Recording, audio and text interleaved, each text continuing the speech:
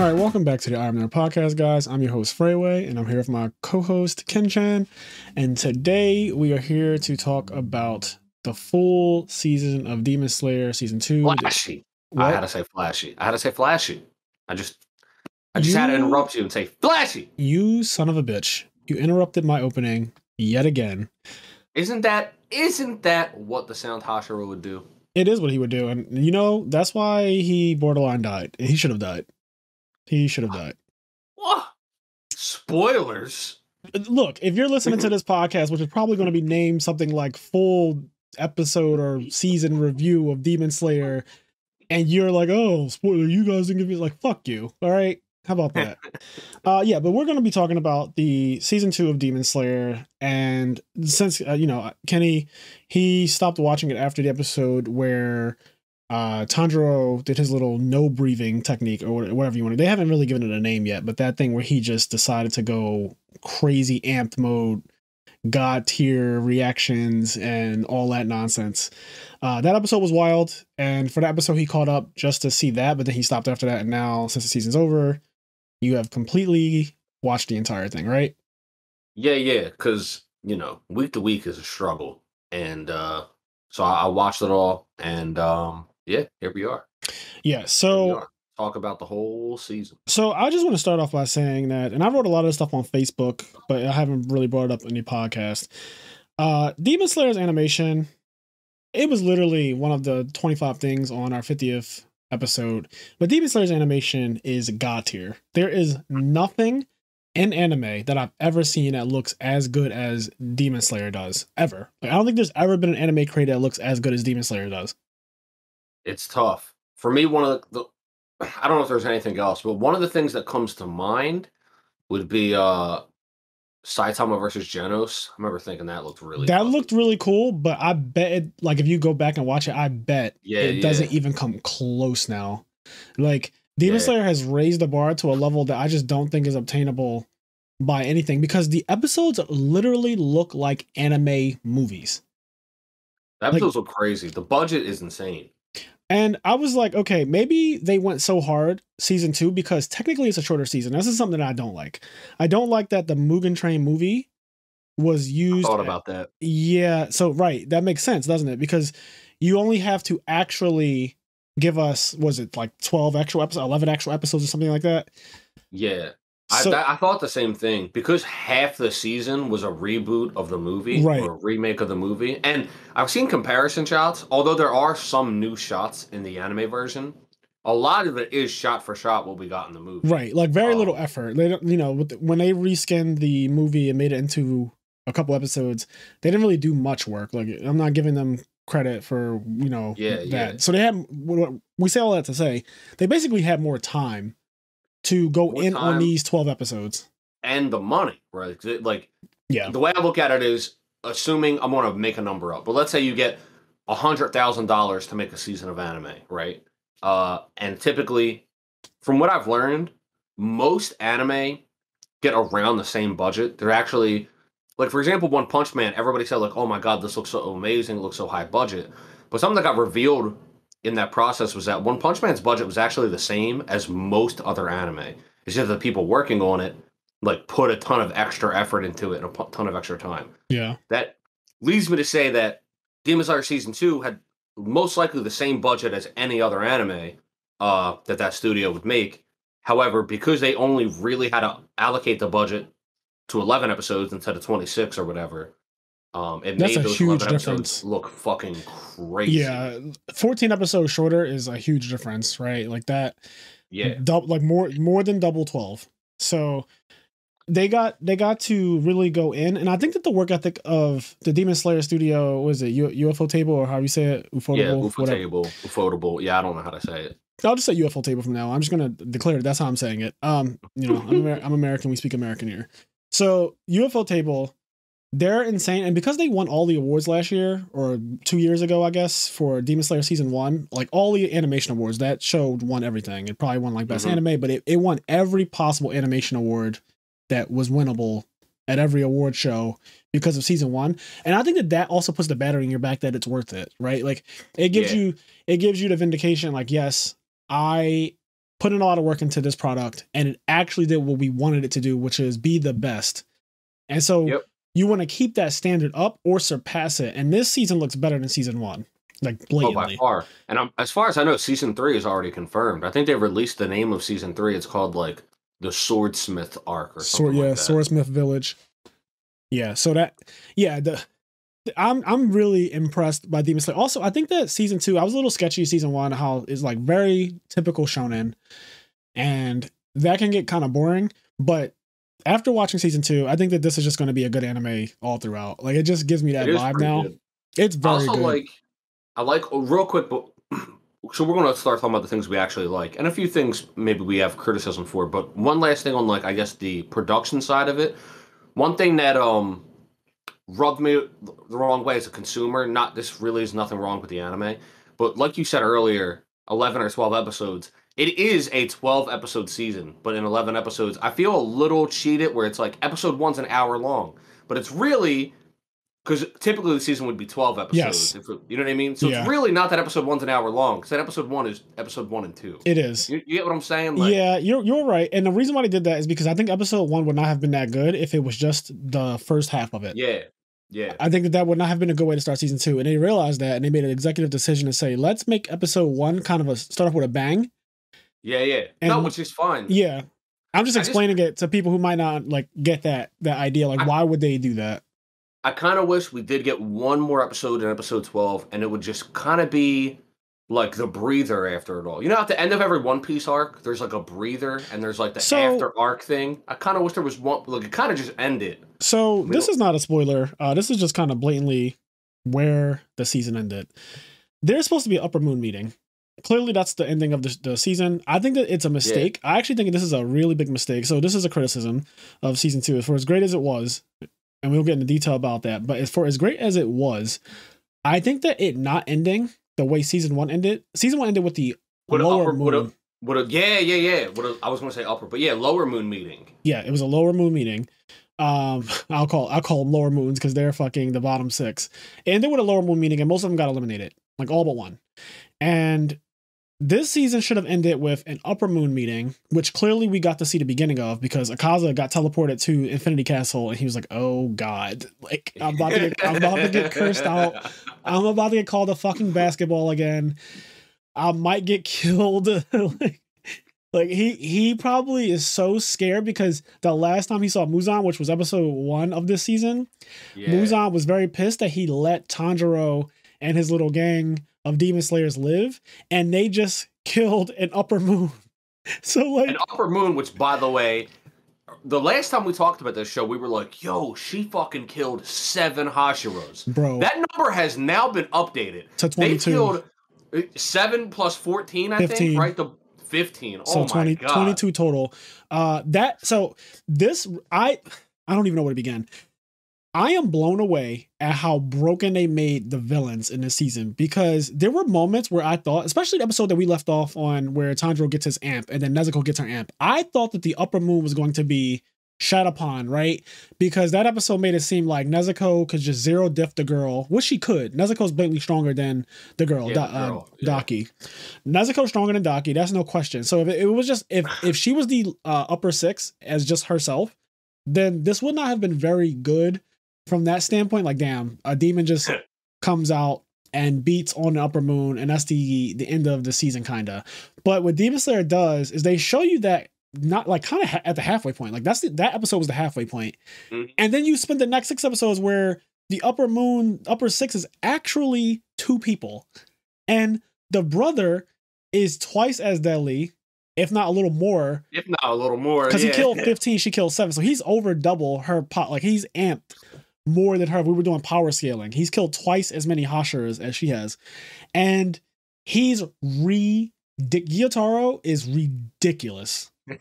When he came out, so I guess where you left off at, the episode before. I think he comes out like the next episode. He does. The next episode after that. But yeah, so the next. Right. So at the end of the one that you watched, Nezuko was stomping on Daki. She like regenerated instantly and stabbed her foot through Daki's body, and that was like that was the last thing you saw. The very next episode is the Sound Hashira arriving cutting her head off. His entrance is insane. He just shows up and cuts her fucking head off immediately. Yep. And then he just starts talking and then like with his back to her, completely ignoring her. Yeah, and then she's like yelling at him and he's like, "You're not worth my time, chill." Like, it's fucking crazy. I want to talk about this because I think that I almost wanted you to catch up again when that happened. I was like, yo, at this point, Kenny needs to watch this week to week with us because that episode was I don't need, like, it's just too much. When I saw him cut her head off like that, it all nonchalant, keep his back turned, and then talk to the two humans that were there, talk to Tanjiro about Nezuko and everything, and then Nezuko trying to stop Tanjiro trying to stop Nezuko from killing the humans because, you know, their blood, and she started going really feral. You know, her upper moon state is less controllable, it seems like. She usually has pretty good control, like even with Sanemi, if you remember at the Hashira meeting, he like sliced himself, and she was able to not do anything on her own. Yep. But her upper moon level, where she's clearly an adult, she gets really tall, bigger boobs, get a horn. That version seems like it's more feral than her other versions, and she couldn't control herself, so she actually tried to kill humans this time.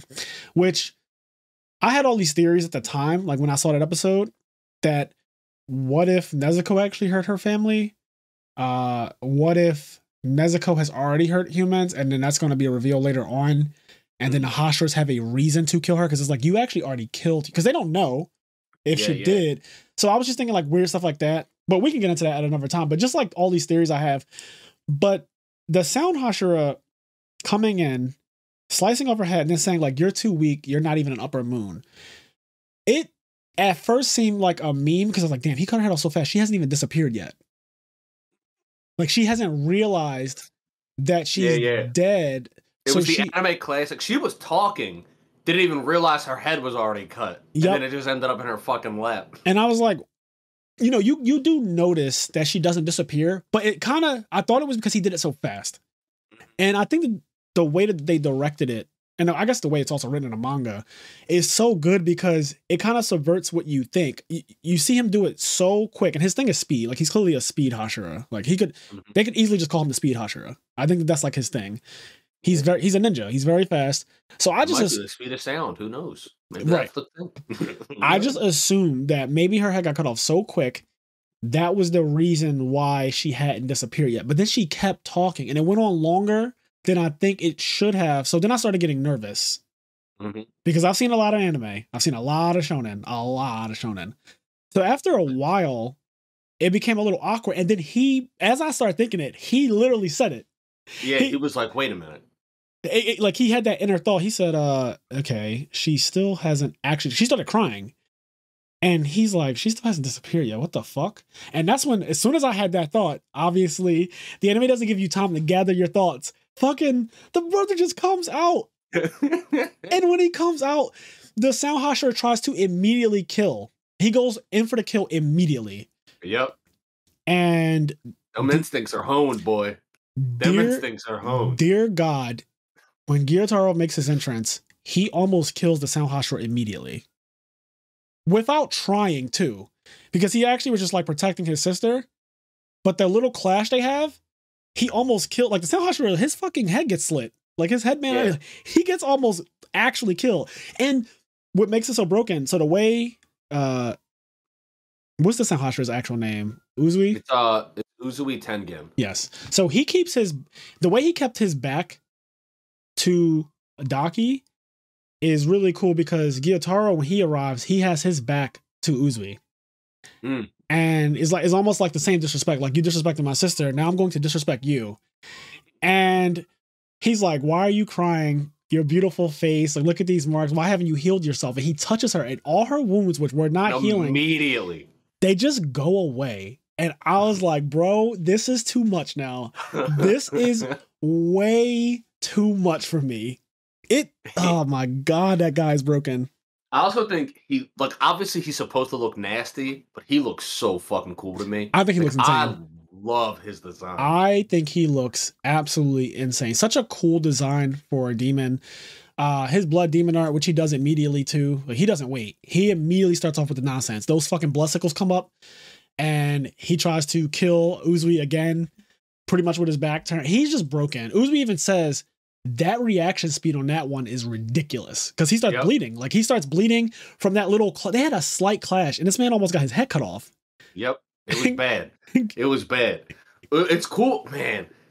Their whole fight was sick. Uzui is the shit. Like him able to like one thing that he did to give him some props is like when he went to go kill him again, he goes to swing his sword at him and he like it looks like he's gonna miss. And then in a moment, his sword is like up toward his neck. And it's like his sword got longer. And then it zooms out, and you see him holding like the other blade with the chain. And oh my god! When I saw that choreography, I said, "Oh, Demon Slayer snapped.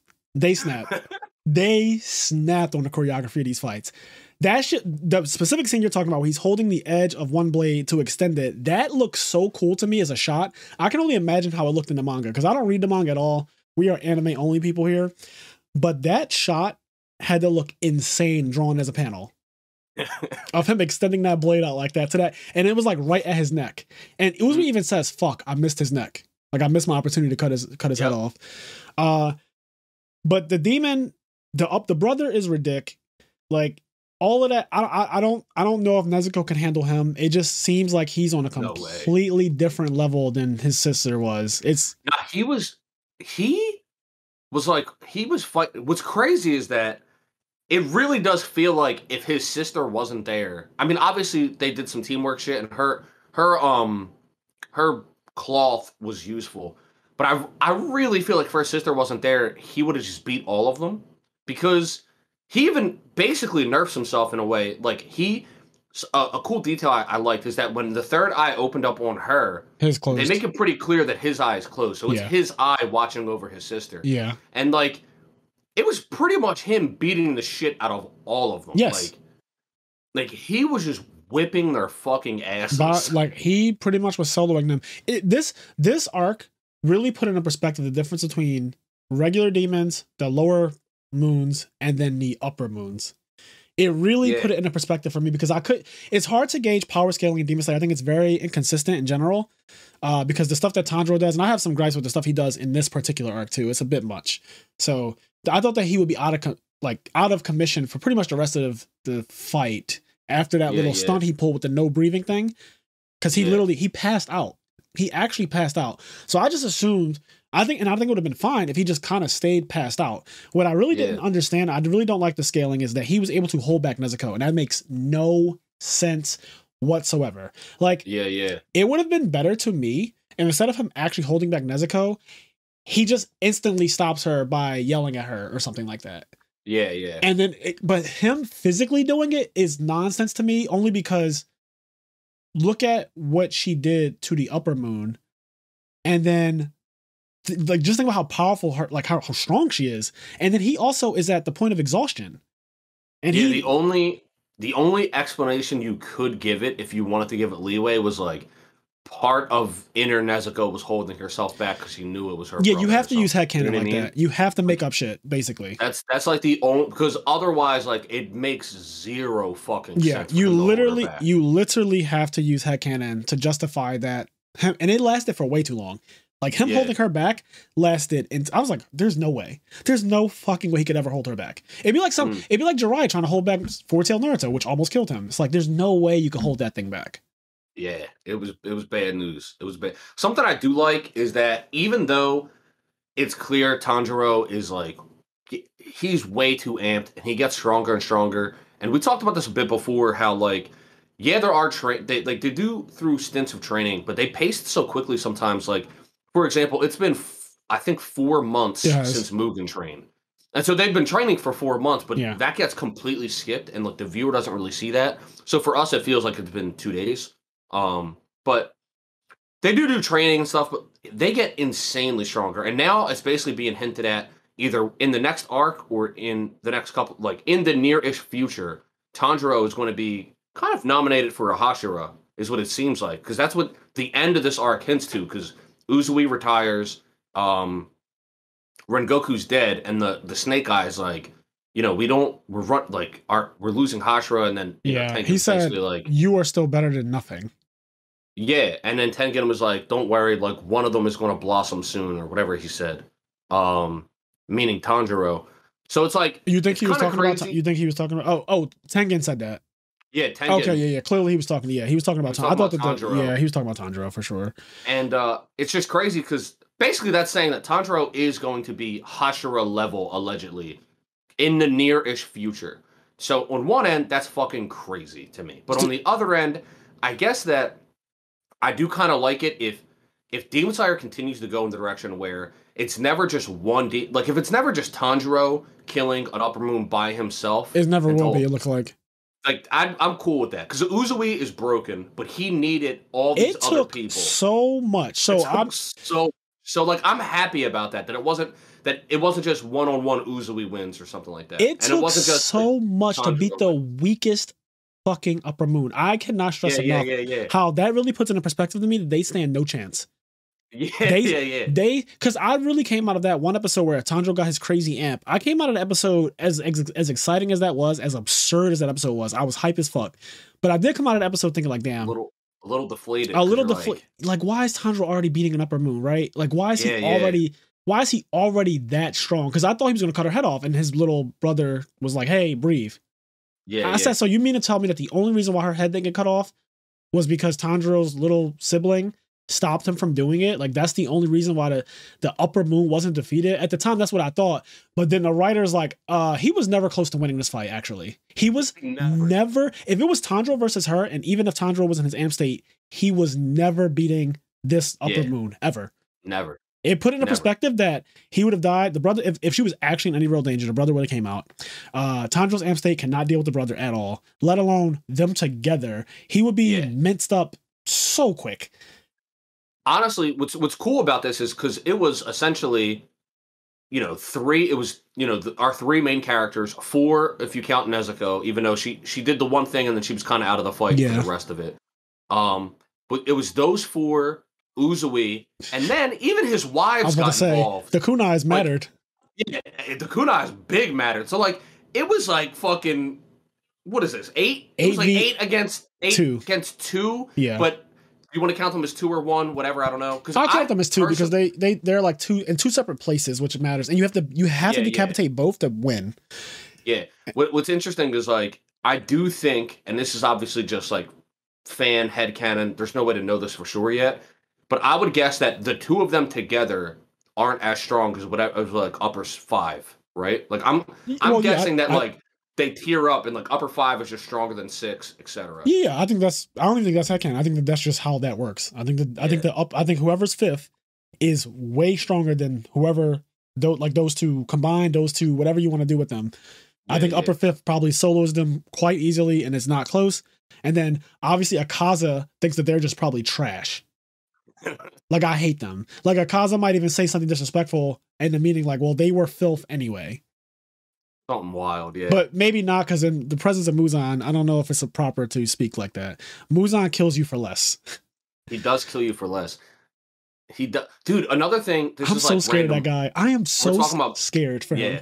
Well, don't worry. He's scared of someone. Akaza is so scared. Muzan is terrified. Muzan is fucking terrified. Like, that's such an interesting thing though, because such an imposing, terrifying character that like everybody is scared of. It is really interesting that he has a character trait that he is fucking terrified. Like, he is blatantly terrified. His cells in other demons activates at the sight of Tanjiro. Yeah. He is scared of the original Sun Breather, whoever the fuck it is. He is shaking his fucking boots no matter where he is. It is that bad that this man's cells, he doesn't even have to be present. His cells remember the trauma of Tanjiro's ancestors, who we still don't know anything about. We just know that they put the fear of God into this man. And the Upper Moons are absolutely terrified of Muzan. So it's a really interesting hierarchy where you see the Upper Moons and they're so crazy. It took 8 people to beat just the weakest, like the absolute bottom of the bucket, weakest one. It took them everything. And I love that the writer used the weakest one. I'm glad that he didn't like make them randomly fight the 5th or something. Yeah. And then like they beat the 5th. Like, I'm glad that it was the weakest to put it into perspective. I'm all about putting it into perspective. These characters are not strong compared to what's to compare to the big dogs, the Akatsuki, the Espada, the Shichibukai, or the Yonko. They are nowhere near their level. They're nowhere near it. That's something that's cool too, because most shonen, even if you have like multiple characters, like it's usually it devolves into one-on-ones, right? Yes. Like usually it devolves into one-on-ones or maybe two-on-ones. But it is really cool to see that it legit was like 8 versus the lower 6. Can't get over how many people had to have input in this fight. Like fucking 8 of them, and it took so much. You know, so I really do like that about Demon Slayer in that it's not just like Tanjiro getting crazy amped and then winning. Yeah. Yeah, I agree with you on that. I do not like the Naruto format where every time he loses, you know, his demon, he transforms into a demon and then he wins the fight. And it's like, okay, well, that's how every fight's going to go, I guess. Every time, like Neji took all his chakra away and then he got all his chakra back because of the fox. Fucking Sasuke literally pile dropped him into the ground and broke his actual neck. His neck was bent backwards, something that we can't humanly do without being dead. And he was just floating in the water. And the fox came up and was like, I'm going to give you a crazy amp right now. And then when it's just so many times, like obviously he's fighting against Pain, and Pain zero diffs his Sage Mode. I mean, literally beats his Sage Mode into the whole village. And the whole village, but beats Sage Mode Naruto, who is stronger than Sage Mode Jiraiya by a lot. Because Sage Mode Jiraiya couldn't deal with 3 of the weakest pain paths, and Naruto just bodied them. Like he came in and bodied those paths. All 5 of the ones. Jiraiya never got perfected Sage Mode. No. It's not even close. Like Naruto Sage Mode is so much stronger than Jiraiya's fucking Sage Mode, and he gets 0 difficulty by 1 path. That 1 path beat Naruto, and in the manga, it's not even a fight. So in the anime, they added to it where like they kind of go, they fight. It's still not close in the anime. Like when Naruto's fighting, he doesn't get any real hits off or anything like that. He just he gets to actually fight. But in the manga, that Pain just Shinra Tensei fuck off. Like absolutely fuck off. You're in the ground, and then Hinata comes out, and then he becomes the 6 tails, and then Naruto ends up winning the fight because the tail demon weakened Pain to the point where like he's just has to do planetary devastation, which you know he had to get closer to where he actually is, and that whole thing. I hated that. Like that's when I first respected Naruto, like his Sage Mode stuff. But then I wish they just have to. I wish that he was able to win that fight without having to use the fox. Yeah. And one of my friends brought up something interesting about Demon Slayer, because it's not without the same kind of fault. Tanjiro, whether he's a demon or not, I still have my suspicions that he is actually just part demon. Because I don't think you can't explain to me why his eyes look like that and why that mark on his head fucking starts changing when he went to the amp state. But someone said it's the same as Naruto, as Ichigo, as Itadori, and every other Yu Yu Hakusho, his dad possesses him. It's the same thing, except that his demon is just outside of him, and it's his sister. And I thought about it. And I was like, wait a second. Every time Tanjiro's about to lose a fight, what happened? Nezuko fucking amped up, and she started dicking on the demon. Every time. Yeah, like, when they fought again. Nezuko, she out there with exploding demon blood. She's just an external. She's not inside of him, but she's just an external version. But it's like same hack. It's the same thing. Like, oh, Rui's fucking me up. What happens? Nezuko does this new blood demon art shit, exploding blood, and Rui's head almost gets cut off. They're fighting against the demons who have the ball and the arrow. I forget what they're called. And Nezuko comes out.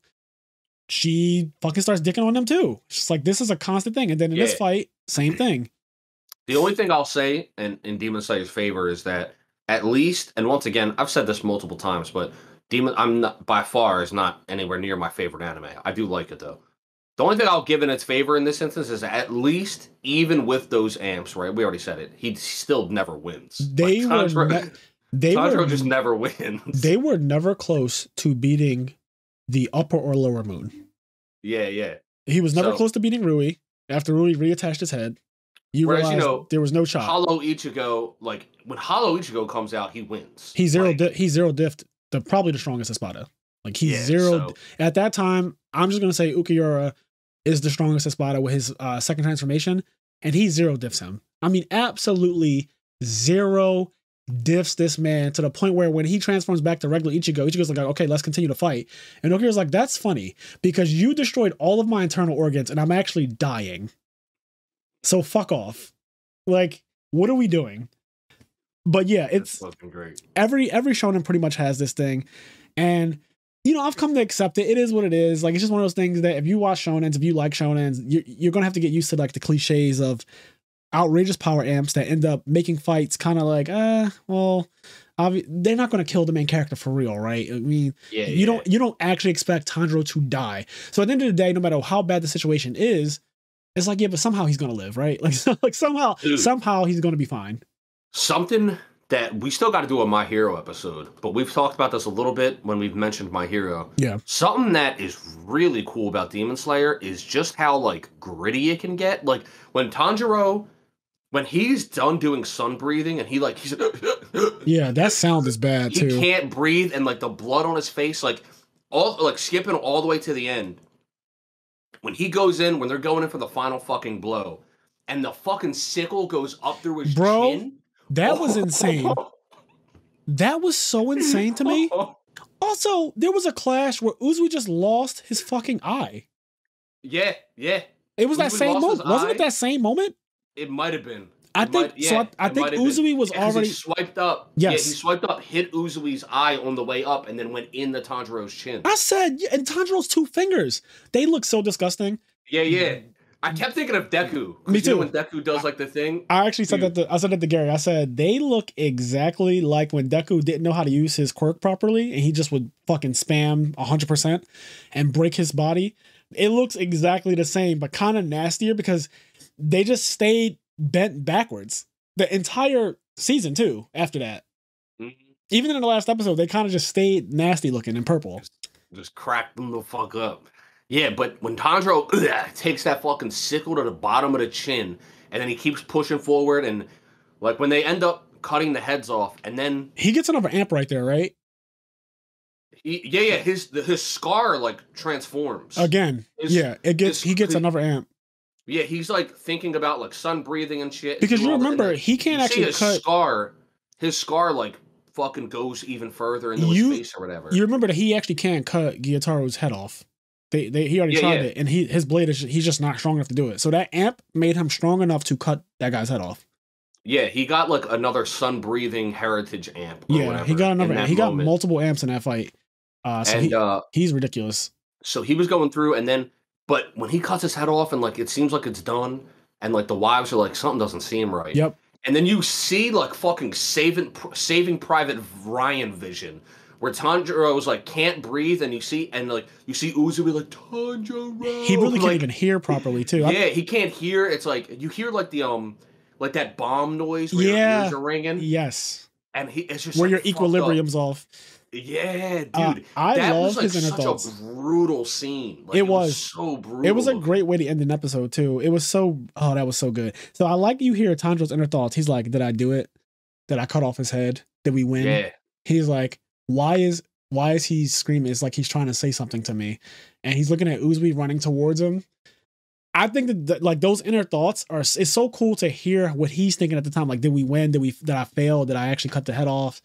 And because he doesn't even know, like he doesn't even know what's going on anymore. He used everything he had to cut that guy's head off. He was out of it. Yeah, and then that still was not enough to kill them. Really, they still can do. I guess at that moment he did a blood demon art. The sickles came up and that shit was huge. It was, and it actually wiped out the rest of the town. Like whatever was left standing, it wiped out everything. I actually thought that the way the next episode would start was going to be darker. I thought so. Nezuko comes out and she just saves the day. I thought that was going to kill the Hashira or kill his wives. Yeah. I was like, oh god, this is going to be some really dark shit where the Hashira dies, saving, like he pushed Tanjiro, and then you see him get fucking skewered. Mm-hmm. Like he just gets gutted up nastily, and obviously the upper moon is dead still, but he takes the Hashira with him. And I thought some cool scene would be Gyotaro as he's fading away say 16. Oh, that'd be crazy. Right. Yeah. Nobody died. I do. It's sometimes it's like, oh, I wish somebody died, but on the other end, Demon Slayer's had a decent amount of deaths. It has. I thought that this was going to be like a Kamiga kill. I told all of my friends this. If the Sound Hashira had died in this season, I said this is a Kamiga kill version 2, but just better written. Because it's definitely better written. Yeah, that part is not questionable. I thought I said if they kill 2 Hashiras back to back, like 2 arcs back to back Hashiras die, I said, oh, this is going to be how the entire show plays out. This is going to be a show where you watch it and it's cool when they fight and you think that good things are going to happen, but then every single time Tanjiro has to experience this trauma where Hashira dies saving him. I do think it's cool that at the very least he's retired. Yeah. Which, to be fair, he made a deal with his wives. I like that little flashback. That shit got to me. He made a deal that if they ever kill an upper moon, like they're going to retire. Yeah. But even if they didn't make that deal, my man was retired. He lost an arm. He lost an arm and an eye. Like he was done. He lost his hand off screen, which I think that is another way to power scale things, because seeing people get off screen is such an ignorant thing when they're powerful. Like, for example, I use Naruto as a reference a lot because one is probably one of the most popular animes of all time. No, it is one of the most popular animes of all time, and a lot of people have seen it. So to compare things, I go back to Naruto often. When Jiraiya lost his arm to Pain, it was also off screen. Like the one path snuck up on him, and then in the next panel, you just see an explosion and Jiraiya's arm's gone. And Uzui was fighting the Gyutaro, and then next thing you know, Tanjiro's like, "Yo, where's the Hashira?" And he looks over, and the man is on the ground face down and his hands just. Dude, that was another brutal fucking scene because it felt like. The direction of the drama is pretty good because like it felt like, okay, there's signs of hope here. Like they're about to cut her head off. Yes. They just cut her head off actually. Yes. And fucking Inosuke is running away with it. Tanjiro is looking for the Hashira and then he doesn't see Gyutaro and then all of a sudden Inosuke gets gutted in I wasn't ready for that. Back. I was not ready for that at all. Nowhere. I actually started laughing when he cut her head off and started running with it. I thought that shit was so funny to me. Like when he was running with her head, I said, "Oh wow, this is actually kind of a cool way for them to deal with this." I thought that their plan was working. I genuinely bought into that shit. And then when he got stabbed through the back, I said, "Oh, they are not going to win this." So then I changed my tune to, well, at this point, the only thing that can save them is a Hashira showing up. I thought a Hashira was going to show up to win the fight for them. Like one of the, because I think Uzui's a pretty weak one. I think that's pretty clear. He even, another cool thing about the season, speaking of stronger Hashiras, as he's kind of dying or whatever you want to call it, as Uzui's kind of like losing the fight, he starts calling on memories of other people who are stronger than him. And he says, there are Hashiras out there who are complete fucking anomalies. And they show the Stone Hashira, the one that's crying. And he obviously is like, you know, the god tier Hashira. And then he goes, and then there's other ones who became a Hashira in a month. And then they showed the fucking Mist Hashira. And I was, so those two reveals, like who's the strongest, and then another one who's clearly stronger than him, those two reveals to me were really fucking cool because it came out of no, like I didn't expect him to have a reveal like that in the middle of this thing. And the way they did it kind of makes it clear that Rengoku's stronger than 100%. Like, there's even the part where he makes it clear that Rengoku's stronger than him, which is fair because Rengoku one-on-one, I mean, he obviously we know he didn't win, but he one-on-one Akaza. Like, yeah, even though I don't put much merit into that because Akaza was not trying to kill him. And if Akaza was trying to kill him, I think that he would have zeroed death to Rengoku, no problem. Just judging by how strong the lower, or I guess upper six was, like Gyutaro, how strong Gyutaro was, and how Akaza has to be amp that. Yeah. And Akaza spent the entire fight literally saying, bro, I can kill you right now. Please become a demon. I just broke all your ribs. Do you understand that? You understand what I just did to you? Your ribs are broken. They will heal if you become a demon. If you don't, those ribs will stay broken. I just crushed your throat. You understand what I'm saying? Like, he kept explaining to this man, I am not trying to actively kill you. I'm trying to convert you. And that is much harder to do because you have to hold back. Yeah. That said, though, I do think, like, if Rengoku fought the upper six, I don't think he would have lost an arm. I don't think Rengoku would have lost the upper six. I do think Rengoku's stronger than the upper six. Like, just to give him some respect there, I think he's stronger in the upper six. I think he would have actually beaten upper six by himself. But I do not think. Yeah. Like, when people bring up him fighting against Akaza, I'm like, you do realize Akaza, we didn't see his blood demon art, right? We don't know Akaza's blood demon art. We have no idea what it is. His one thing is so cool, though, that fucking destructive technique. That he just, like, punches. He makes, like, a snowflake. I just like the snowflake thing. Like, that shit looks cool as hell. Akaza is so broken, and he didn't even reveal his, like, actual blood demon art. Gyutaro came out and immediately started doing his. He came out, and the first thing he did, after he clashed with Uzui real quick to get over to his sister, the very first thing he did was sickles. I was like, damn, he didn't waste any time. He wasted no time doing that shit.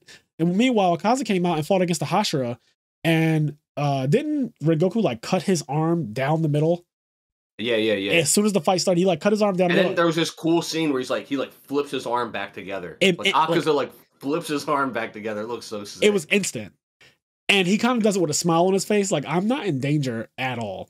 Like, this is not that technique, that flame, that sword is not enough to do it. Like, I'm not even close to being afraid. The only thing that scared Akaza was the fucking sun. Yeah, the sun. Like when Rengoku was like, "You're not going anywhere," and he was like, "Get the fuck off of me!" Like that, and that's when he killed him. Like that's when he actually when he said, "Okay, all this converting shit was cool. I thought that you were going to be my bro, but you're actually an asshole. And now I'm pulling my arm out of you, and you're dead." And oh man, yeah, he spent that whole fight. I often talk. My one friend Dennis, we often talk about the fight between Akaza and Rengoku because I was like, I don't think the Flame Hashira is that strong. Like I don't like he's decent, but I don't think he's nowhere near. That's the thing. I think he's strong as fuck. It's just that the upper moons are not fair. Like they're a tier above. They're clearly a tier above multiple tiers above. You know what I mean? I think Rengoku's like bottom half of the Hashiras. Like out of all that, like there's just I have no idea. Like I have not looked up any spoilers. I think Rengoku, Uzui, the girl Shinobu, and the love Hashira. If I had to say like how do you order the Hashiras, I think those are the bottom ones. I think the top ones, well, after obviously especially after the reveal we got this season, Mist, Stone, Sanemi, and Giyu. I think those are like clearly the strongest ones. Like they're clearly ridiculous compared to everybody else. I think just because of the way they're using Rengoku and the way they used him through the season, I think whether or not it will get confirmed, I don't know. I do think he's probably one of the stronger Hashira.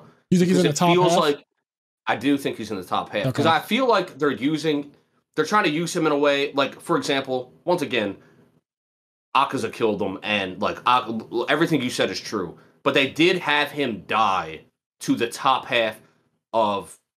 Like, they did have him die to upper three. Yeah. You know what I mean? Like, they had him die to the top half of the upper moons, and then on top of that, they throughout this whole season, they seem to be using him as, like, this beacon of light for, like, other characters to talk about. So I think that they're trying to position him in a place where, like, he was one of the strongest Hashira. And then, you know, we'll see where it goes from there. Yeah, I heavily disagree, but, I mean, we don't, there's no concrete way, but I think Giyu's obviously stronger. I think the Stone Hashira is clearly the god. I mean, they just said it. Mist did it in a month, and I know Rengoku had to train really hard to become a Hashira, and the Mist one did it in a month. And the love one, I just highly doubt that she's that strong. I could be completely. She could end up being the fucking second strongest for all I know. But she could end up being broken. She could end up being outrageous. But I'm just gonna assume because she's called the fucking love Hashira that she's actually weak. Shinobu, I think, is weak. She can't cut demons' heads off, which. Like what, girl? Like what are you talking about? Like what the thing that's scary about with Shinobu though is she's sadistic. She does like that poison, and then she's like, "Won't you be my friend?" And blah blah blah. And she's like, we're going to get a scary fight with her where we're going to be like, "Oh my god, she's fucked up." Like, I expected her to die, and I still expect her to die because she had that whole scene with Tanjiro where she talks about her little sister, and where he said, "You seem constantly angry." Like I can tell that you have this immense amount of anger inside of you, and she's kind of staring up and just looking off into space. And they had that little heart to heart. It basically sounded like she was resigning herself to death. She has that, so it wouldn't be surprising like if she died at any point. I always said the coolest thing they could do with her is that she fights against an upper moon, and she goes to do her wisteria poison thing, and the upper moon pretends to die, and then as she starts to walk away from it or whatever, it kills her. It was like that like wisteria does not work on upper moons at all. Like this level, like the high, like like top 3 or whatever, or top 5. Like that shit, it barely worked on Gyotaro. Like the first thing that they stuck into his leg, or his whatever that first one that the girl shot the wife. Yeah, that shit, it was like a kunai. That shit didn't last long at all. It wasn't long enough for them to even cut his head off. That was another really cool scene. I love Uzui, man. He's so sick. But you guys already knew I loved them. Yeah. But when she shoots 100 kunai down, yeah. And then at first he's like, "This shit ain't gonna do nothing." And then he goes, "Why would they waste their time doing that?" He was like, "I have to block it, right?" So then he blocks it, but then it shows Uzui, and there's fucking kunai sticking out of him, like, and he's running forward. And I love the comment Gyotaro makes. He goes, "That's right. He's not a swordsman. he's a shinobi. And and it's such a cool distinction, right? Because it says like a swordsman or samurai wouldn't just run and take these kunais to the fucking face. But because he's a shinobi, the way he thinks is the way he fights is differently. So and he'll take these fucking kunai to the face for an opportunity, and that shit was so sick. So if you remember in our episode, the 50th episode special, I'll bring up Itachi. And I said that when I think about Itachi, when I think about ninjas, he's the embodiment of a real ninja because he sacrifices everything. And I think that's what ninjas do. They sacrifice. And so when I saw Uzui do that, I was blown away because it's like, wow, that really is like, I don't know if that's truly the ninja way to sacrifice, but that's the kind of what in real life. But that's like what we feel from anime and from what we've seen. Yes. When I think of ninja, I think of the word sacrifice is like the pinnacle of the ninja, like sacrificing yourself for the sake of something else. So when he took all those kunais, I said, there it is again. Ninjas being ninjas, sacrificing. And he even makes that one episode that starts off with a flashback of his where I thought he really was going to die, right? He's talking to his wives and he says, listen, if there's ever a situation where I'm going to die, y'all need to get the fuck out of there. Yep. If there's ever a time that it comes down between me or you, I'm giving you permission, and I should not say this, but I need you to run. I need you to escape and let me die. Do not try to save me. Don't do it. Like, I need you to leave. And when he said that, I was like, damn, there we go again. He's breaking the rules. He's sacrificing himself. Like, don't even try to save me. Let my ass die. I love how much he loves his wives. Me too. And I love how, like, I love everything of that sacrifice. He's such a good character. He's so good. He's such a good character, man. And I like that, I like the other flashback they had where, you know, they talk about his 8 brothers or whatever. Yeah. And, like, how they all died, and then how his youngest brother that survived, or at least his younger brother that survived, ended up just like his dad. And that made him, that's another thing that made him go so opposite and why he values his wives' lives. And that brother's alive, right? As far as I know, that brother's alive. Yeah, that's what it seemed like. The brother and the dad should both still be alive. I wonder how they're going to use them, because I feel like they wouldn't just mention that other brother who's broken, I guess. Yeah. I'm assuming they're both still alive, and they kind of like throw people's lives away. Yeah. Like as another extension of like ninja lives being expendable. Yep. But that other scene where they're like at the grave and he pours sake on like his dead family's grave, like I love a lot of the scenes with Uzui, and then like that scene where the kunais go in him and he fucking cuts Gyotaro's legs off, and like bro, Gyotaro, he says like he's not a swordsman, he's a shinobi, and like that realization, it's so sick. The way that episode ends with you thinking that they might actually do something here, where the kunai stuck into him and he realized, oh fuck, it's Wisteria, and then the next episode starts. He says, "You guys are pretty good, but it's not enough." And then he just does his blood demon art thing. The sickles come up, and his head doesn't get cut off. And then Tanjiro actually puts his blade up against his neck, and it doesn't do anything. He's like, "You're not strong enough to cut my head off." So they made that clear that even if you got a clear shot on me, I could put my neck up and let you fucking cut at it, and that you are not strong enough to do it at all. You cannot behead me. That's another thing, another cool thing. Just like as many amps as he got. Now, eventually, this is going to catch up, and Tanjiro, we're going to see a broken fucking Tanjiro. Yes. But as many amps as he got his life got saved so many times in this fight. Over and right over. In that moment, Tengen like kicks Tanjiro in the chest to get him the fuck out of there. Because Tanjiro's about to die right there. Yep. And Tengen gets him the fuck out. So it's cool how many times Tanjiro was going to die and like other people legit saved his fucking life. Speaking of Tanjiro even amps, Zenitsu saved his life. Go ahead. Yeah, he got saved a lot. Speaking of his amps, he started combining breathing techniques. Yeah. And that is another, I guess, reveal that's a possibility. That was a cool reveal too, because he basically, it's not confirmed, but I think it's confirmed. He basically says like, this is how breathing techniques were created. Yes. Like, not everybody's good at doing this, so they took what they were good at, and this is how new techniques were created. Yep, because we already know from the beginning of the season, every breathing technique is derived from sun breathing, so they're all derivative of that. And Rengoku's dad even says they're just kind of half-assed versions of sun breathing. Essentially, he feels like some breathers look down upon everybody else, or at least look down upon his family, because they specifically do flame breathing. So it like they're really in the shadow. If water breathing might not be in a complete shadow, even though obviously it's weaker, but it's water. So it's like, I'm not even trying to do sun. But flame is basically saying I am just a weak version of sun. Yeah, yeah. And the fact that Tanjiro said water breathing is actually more of a defensive thing. Water is defensive. And I was like, well, that is true. In pretty much every game, everything that you play, water tends to be a counter type of thing, a defensive. Like Yep. you think about Magic the Gathering, water, all the counter spells, all the best counter spells in Magic, and most of them come from blue, the color blue.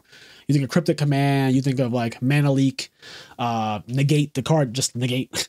There's plenty of Magic cards. Blue pretty much draws cards and it negates. It kind of like, stops things from happening. It's defensive. And water in general is typically a defensive type of thing. So when he said that, I was like, well, that does make sense. You know how Japanese culture looks at water. And then fire, it's aggro. It's obviously aggro as fuck. And we saw how aggro it can get when he got that first amp against Daki and he just started going ham. It's like the most aggro shit you ever seen. But so when you combine them, I said, yo, if I was Zenitsu and Inosuke, I would learn another breathing technique too. Because I'll be damned if I'm only going to have one. And Tanjiro has two and he's combining them now. Yo, we haven't talked much about it, but I said this in like our mid-season review. As the season has gone on, like Inosuke has been going up in ranks and how much I like him. Yeah. And like that only continued. I'm starting to like Inosuke a lot more. Like I love Inosuke after the season. Yeah. I didn't like him season 1. I think we agreed on that. Yeah, but we did. This season he's kind of like goated. I really like Inosuke. Like he's become a much better character. Yeah. Whereas like for the most part, although Zenitsu had some moments, for the most part, Zenitsu, once again, he's only cool when he's asleep.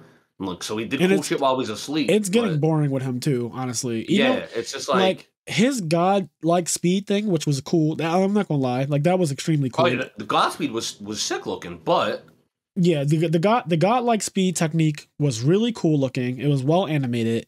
I was like, God damn, he's moving fast. And then he was stretching her neck to the brim. I thought that all was amazing. That's what Demon Slayer does. It makes things look good. But at the end of the day, I'm still getting very bored of the repetition in his character. Yeah. Like you said, he's only cool when he's asleep. And it's just wearing dry. It's giving me like, oh damn, you kill Kenny, you bastards. Like every episode, you get the same thing every episode. And then he wakes up and he's such a bitch. And it's so frustrating. What makes it so frustrating, I compare him to Usopp. And Usopp's one of my favorite characters in One Piece. And I won't say reasons why in case, spoilers, whatever, and this isn't a One Piece episode. Right. But Usopp's one of my favorite characters in One Piece. But he's a coward, all these other things. But he truly is weak in comparison to like his peers. When he looks at fucking Luffy, Sanji, and Zoro, like Usopp is not on their fucking level. Not even. So it makes sense that he's a coward and he sees all these other things. But Usopp, through his own merit, fights through that cowardice. Whereas Zenitsu, it's so frustrating because you see that Zenitsu is a Luffy, Zoro, Sanji, right? Like Zenitsu is with Inosuke and Tanjiro. Yeah. But he doesn't, and so the gag is getting really wear thin where he's an absolute coward and he's a little bitch, but he actually has no reason to be a bitch because he's actually broken. And it's like, it's just wears thin. Like I'm so in certain ways, I'm looking at him like he actually seems a little bit more broken than the other two. It's crazy, man. Like me and my friends, we kind of go back and forth between if Tanjiro really is stronger than Zenitsu, because before Tanjiro had his crazy amp that he didn't even know existed until Daki brought it out of him by her bloodlust. Without that amp, if I would have saw godlike speed, I'd be like, well, Zenitsu's just stronger than Tanjiro. Yeah. But the only obviously Tanjiro's stronger because that fucking amp that he got when he stops breathing is too much. Like that, he slowed down time so much that he said, but they're moving awfully slow. I will never get over that. He said there's 13 of them and they're coming at me so fast from every direction. But for some strange reason, they're moving awfully slow. I could not deal with that line. Oh my God, seeing her fucking things come down all slow and then he does burning bones. I can't, that guy is insane. Tanjiro does it for me. He fucking does it. I love that guy. He's so cool. So sick. I'm gonna watch that episode again. I cannot deal. I do wonder because I'm like conflicted on whether or not it's like no breathe. Because like I do feel the same as you. It gave the impression to me that he was like not breathing and was doing like quote unquote no breathing. But I wonder if that he was just doing sun breathing, because it seems as though whenever he talks about sun breathing and he talks about like his stamina and like sun breathing, like burning his chest and everything, like it seemed as though it had the same drawbacks as when he does sun breathing. So like I'm not 100% sure what he was doing there. Oh, okay. So and I'm not going to pretend like I know exactly because this is all conjecture, right? Neither one of us know about the manga. So yes, he was doing some breathing. That's just confirmed because the fire, right? But then I think that he like amped it by not breathing, and they haven't said it yet. And I hope that this isn't one of those things where I hope it isn't what you think it is. I hope it isn't just sun breathing, just being sun breathing. And I want the breathing thing to be cool only because breathing is so key to the. I agree with you. I think I want no breathing to be an amp out this world, but it obviously does something really bad to you as a repercussion. Yeah. It's just, I got a little worried as like you see the other stuff. Cause I agree that I think the no breathing would be really cool. But then like the more I've seen of it and like I rewatched the fight from episode 6 that I had already saw. Yeah. I rewatched that fight, and then like obviously looking at the rest of the season, I was like I got a little disappointed because I was like I think he might have just been doing sun breathing, but I was like but it does feel like he's doing like a no breathing. The only reason why I really really really feel strongly that was no breathing is because one, they go out of their way to show visual cues of him not breathing. And then when he is doing just like breathing, they show the breathing and he says it. I need to do recovery breathing. I need to do this. You need to breathe. And so when in the doc episode, when I watched it the second time, I said, holy shit. Since he got that amp where he got really angry at her, they never showed him breathing. And then obviously the most obvious thing to me is when his fucking sibling said, Tanjiro, breathe. I was like, oh shit, he has not been breathing this entire time. When you go back, at no point does he take an air. You don't get the sound anymore, and it kind of slows down time, which I love. I love that like inhaling and just not breathing just slows time for him. Yeah, because I agree, and that's what I hope it is. Because we commented on like that's when his eyes like at that moment when all that happens is when like his eyes start to like get bloodshot. Yeah, and, I do think that I do like I'm standing by this after seeing the whole season now. I am so sure that this man is a demon. I'm sorry. Because I thought, okay, when he first did it, after Daki wiped out that street and killed all those people and shit like that, right? When he first did that, and the scar thing moved, and then his eyes got all weird, I was like, oh shit, he's a demon for him. And then when his sibling said, breathe, I was like, oh, okay. It wasn't necessarily a demon form. It was just him not breathing. But I was like, wait a second, no. The more I look at this season, and then when he cut off Gyotaro's head and that fucking thing got bigger, I said, no. That he thought that shit came from a pot stain, a hot pot. Yeah. He thinks he got burned and got that, but come on, like the jig is up, Tanjiro. Like what the fuck? The jig is up. Yeah, I don't know. It's interesting. It's very clearly because like it's very clearly not just a hot pots like burn mark. I don't even know why he believes that. It's interesting because like. I guess maybe he could be a demon, but I don't. It's like we don't know anything about sun breathers. It's all conjecture. It's complete. Like I am literally guessing. So for people who read the manga, please ignore me because a lot of these theories are we don't know. I'm just saying things that I think. But after watching this season in totality, I really do believe that Tanjiro has a demon, or he's mixed with demon, or he's some kind of demon. And you know how these shonens like to do. If you're mixed with human and demon, or you're mixed with Saiyan and human, and you're mixed with hollow and everything else, you are just more broken than people who are regular that. So something that's interesting is at the very end of the season, I don't remember his name, but the leader of the Demon Slayers. Yes. We see him again, and whatever fucking sickness he has progressed even more. Yep. Because when we saw him in the Mugen Train movie, it was like the whole top half of his head. But now it's like damn near his whole body, and when we see him in a flashback, it's just like a little bit on his face. Yes. So we see the sickness. And we saw him with his eyes open now. Yeah, on the flashback, right? Yeah, I was like, oh, okay, that's cool. So when we see him now, though, and when one of the uppers was killed, and he gets the report, and he starts celebrating, he says that Muzan is like the only blemish on his family name, and I don't know if that means that Muzan's existence and like is a blemish on the Demon Slayer core and they got to get rid of him, or if like he's related to Muzan, if like Muzan's part of his family. Somehow. Okay, so I will say this: I have kind of thought about those two being related as well. I might even have said it in another episode, but like, I do think that there is something with the leader of the Demon Slayer Corps and Muzan. Yeah, they definitely have some relation. I don't know if it's blood relation or just like whatever, but yeah, and that whatever is happening to him, that disease, whatever you want to call it, there's just so many things we don't know. And I think that I always say that I think that that's what makes Demon Slayer good is the mystery of it all. I think if they reveal too much too fast, it loses a lot of the luster. Holding things back is so important for Demon Slayer's longevity. Like I think that's what all of the good shonen. That's what makes all of the good shonen good, I think, is a level of mystery. Because, like, if you look at...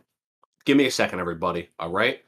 Don't bite my head off what I'm about to say, okay? Oh, I get it. You all hate Fairy Tail. But here's what I'm saying. There was parts of Fairy Tail that I really liked, and it was really early on when there was a mystery as to, like, where the dragons went, because all the dragons disappeared on the same day. And there was, like, this mystery around these dragons, and then there was, like, other stuff that happened where, like... There was a spell that said, like, anybody over 80 can't, like, walk past this point. And it was in order to keep, like, the Hokage out of this fight. But then Natsu, the main character, wasn't able to walk past it. And Natsu's only, like, 18. And it just created, like, this interesting mystery, right? In One Piece, obviously, One Piece is riddled with mystery. Hunter x Hunter. Yeah. Hunter x Hunter, there's, like, the mystery of Gon's dad. And, like, then you find out there's, like, the mystery of, like, the Star Continent. All of the, like, even early Naruto, right? Like, the QB before we even knew about the other Tailed Beasts, like there's like Naruto's dad, the mystery stuff that adds to the story so much. We all love the fights, the flashiness, but the story is what makes the anime good, right? Attack on Titan, the fucking basement and like the origin of the Titans and all that shit, like that is what drove Attack on Titan, not Flesh Gundam fights. Yeah, that really is. Nobody cares about Flesh Gundam fights. Honestly, Attack on Titan is completely driven by mystery just as much as One Piece. It's literally, it's all mystery. The entire anime of Attack on Titan is mystery. And this season, the final season, it's the end of it, right? This season is just, every season, honestly, it's just revealing slowly more mystery. And it keeps, somehow Attack on Titan keeps getting more ridiculous as it, I don't know how the writer did Attack on Titan. I really don't. Like, it just keeps getting more ridiculous every season. Like, I always think about season 3 and how absurd season 3 was. Mm-hmm. The whole reveal of, you know, Grisha Yeager, how he got the Attack Titan, Armin and I have to save Armin and Mikasa, but they're not born yet. Dude, I can't wait. I can't wait to finally just as a side note, because I want to know, that way I don't have to do it in a day. When it's like a week before the last episode coming out, I need you to tell me, that way I can watch it the week leading up. That way I don't have to watch it all in one day. Sure. I'm down for that, because Attack on Titan, I mean, it's been insane every episode. It's soon, right? It's like within 2 weeks, I think. Yeah. Wait, what do you mean it's within 2 weeks? The end. Oh, I don't think so. Attack on Titan, this season's kind of long. Oh, okay. I thought it was like almost over. Okay, never mind. No, because so Attack on Titan didn't come back to like the middle of this Demon Slayer season, right? The Entertainment District arc. It came in like and so Attack on Titan's only on episode like 7 or something. Oh, okay. And there are 12 or 14 episodes. I forget exactly what it is. It might be 12. Okay. So there's still over a month of content for Attack on Titan coming out. Okay. I thought it was like a week or two away. No. Attack on Titan is not close to ending technically. Like there's still a movie length worth of episodes to watch. Like 30 minutes times 5 or 6. Okay, cool. Or I should say 22 minutes times 5 or 6. But you get the idea. There's still plenty of Attack on Titan left, and rightfully so. But yeah, I just think about like season 3 and all the reveals. Season 2, the reveals for that, like the Ackerman stuff, Kenny Ackerman coming out of nowhere, and just like him in the. It's just a lot. It's just been crazy. Like you said, the basement. It starts off with a mystery. One Piece episode 1 starts off with a mystery, like Goldie Roger and the Treasure of the One. Like that makes these shows good. I think about Black Clover as well. Black Clover. Yeah. Asta and Yuno, no one knows where they came from. I mean, you know now where Yuno came from at least, but Asta they were just kind of dropped off, right? Like they're just two brothers, and I'm using that in quotations. Like orphans. Two brothers, right? Dropped off in front of a house and just kind of left there. No one knows their real origin, and that, Yuno's origin is known. I'm not current with Black Clover, but I don't know if Asta's origin has been revealed. But I know Yuno's origin, like obviously he's the, spoiler alert, he's like the son of Lich, the real Lich, and so. Those mysteries make it good, and I think that Black Clover was awful until they got to the point where they started revealing shit like that. Like when it got to the point where, I agree. It's like as great and as fancy and flashy as Demon Slayer's animation is, and it's all really good. What keeps you wanting to watch it is the fact that there's like story above that. Like there's story past that. And so whether or not it's the best story, whether or not it's the best anime, I think it does a pretty good job at having drama and driving the drama. I also think it's too early to call as far as like best goes. You know what I mean? Yeah. We're only 2 seasons in. I do, even though I know the manga is over, I do think we have a good bit before it's over, like a couple more years. I hope. Yeah. So to me, it's too early. Like people who say like, oh, greatest of all time and like best of like top 5 and all. I'm like, okay, that's. I don't like doing that when something is this early. Like you know what I mean? Like Attack on Titan is only 4 seasons, so I didn't start calling it GOATed until season 3, which is one season 1. Season 1 was amazing, but as we all know, 5-year hiatus. Yes. Season 2 was okay. Season 2 was and then, but season 3, specifically for me, season 3 part 2 is when it was like, oh my god. Season 3 part 2 is when I said, okay, this is one of the best animes I've ever seen in my life, because I said that those 12 episodes, are literally some of the best anime I've ever seen. Period. Mm-hmm. Like not even just Attack on Titan episodes, some of the best anime I've ever seen. Season 3. Part 2, those 12 episodes, it starts off wild and it never stops. It doesn't ever takes a break from being wild. All 12 are watchable and all 12 are rewatchable and insane. They really are. That's something that we talked about this before, but this season, once again, Demon Slayer, kind of similar to Black Clover, but I think better than Black Clover. Demon Slayer has a bit of an issue where I think it's paced too quickly. It is. Like, we did say that. And I'm not going to change that, because this only further proved our point that it is paced way too quick. Like Tanjiro being hinted at as almost Hashira level or whatever the fuck Tengen meant about that. The fact that he ultimately was the one to cut the head off too of the upper moon. Yeah.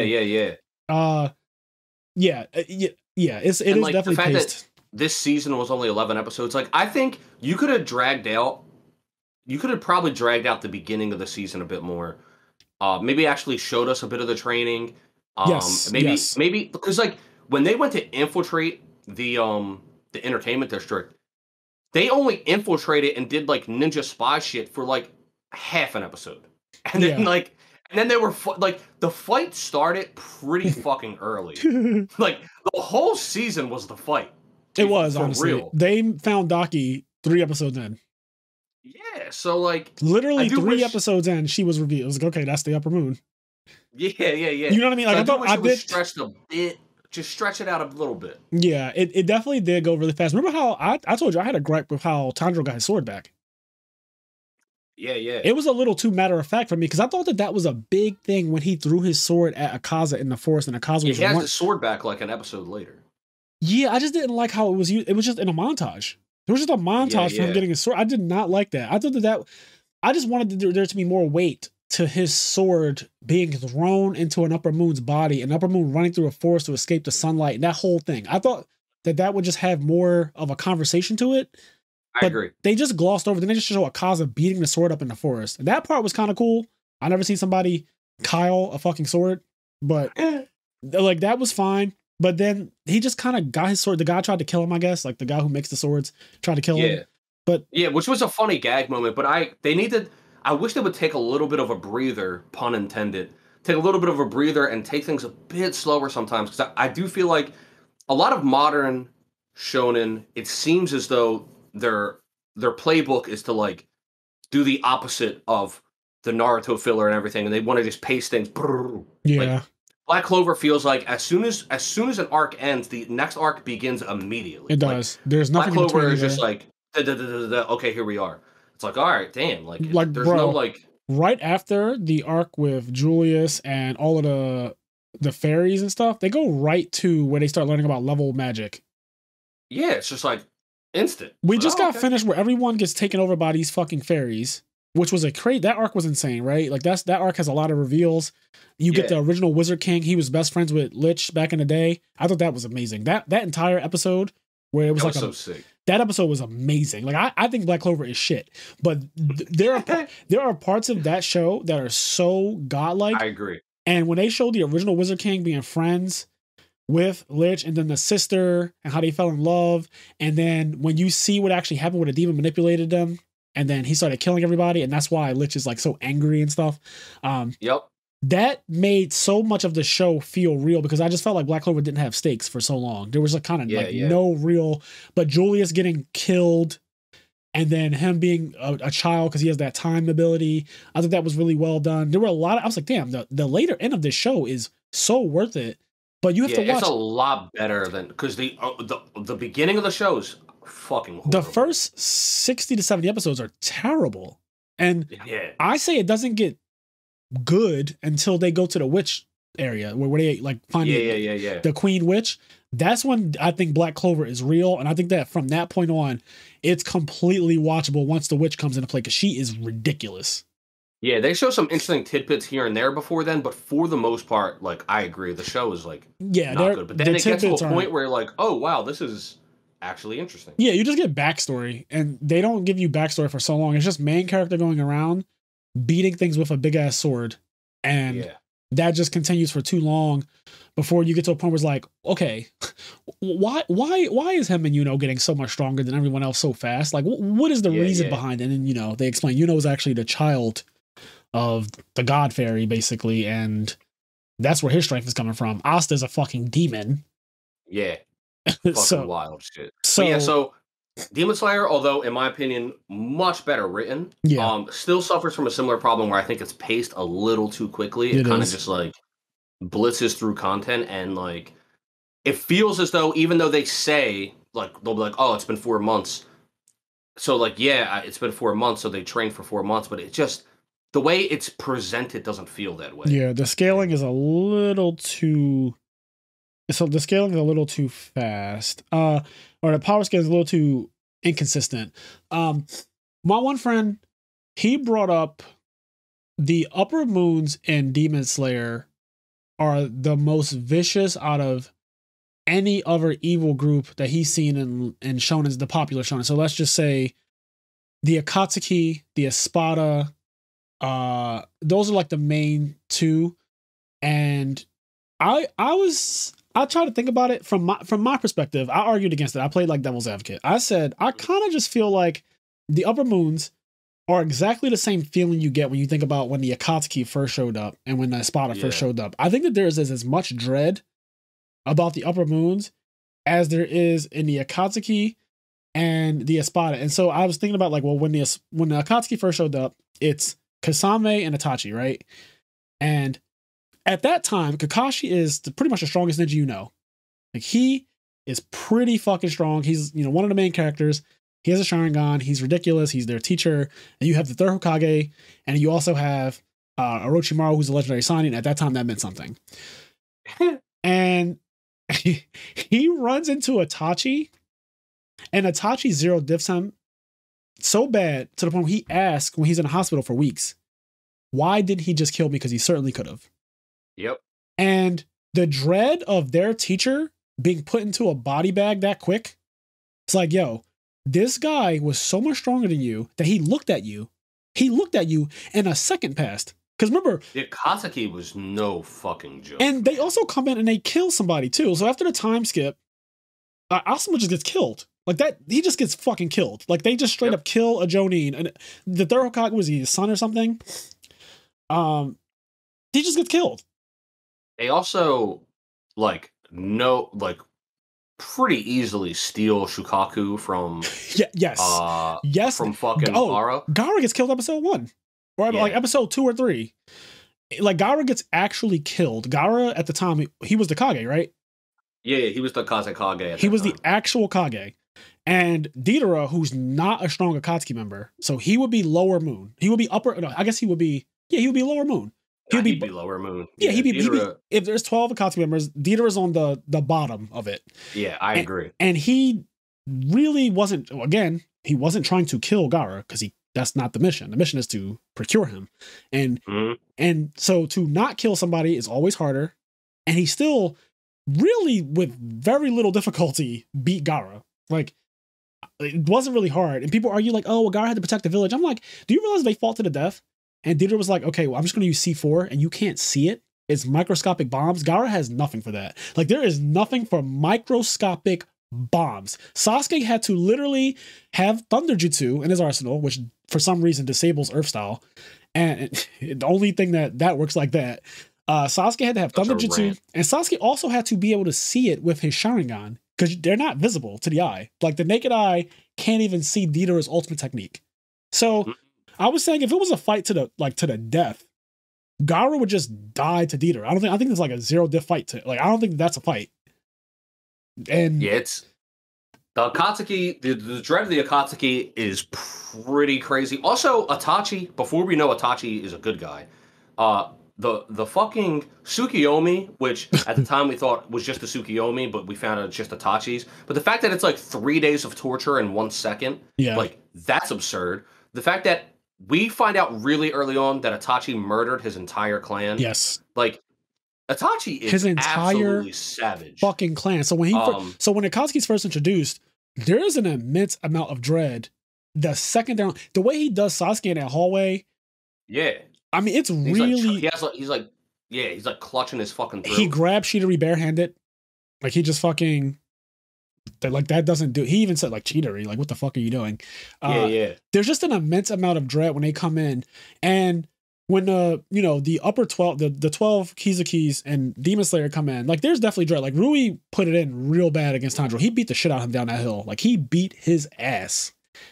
And there's definitely dread associated with him. And then obviously Akaza just killing Rengoku, right? Like, he just straight kills Rengoku. But the problem with him killing Rengoku, to me, is and always will be, I don't care, because you don't know Rengoku at the time. Once again, it's one of Demon Slayer's problems, right? Because I think we spent a lot of time talking about how much we liked a lot of the stuff, but one of Demon Slayer's problems is the pacing. If we got more pacing and more time with Rengoku, that could have hit a lot of people a lot harder. Yeah, I felt nothing when he died. I always say that. Moment. When Rengoku got killed, I literally was staring I was in a movie theater, I was looking at the screen, and I didn't feel anything until Tanjiro got mad and said, "You coward, get back here."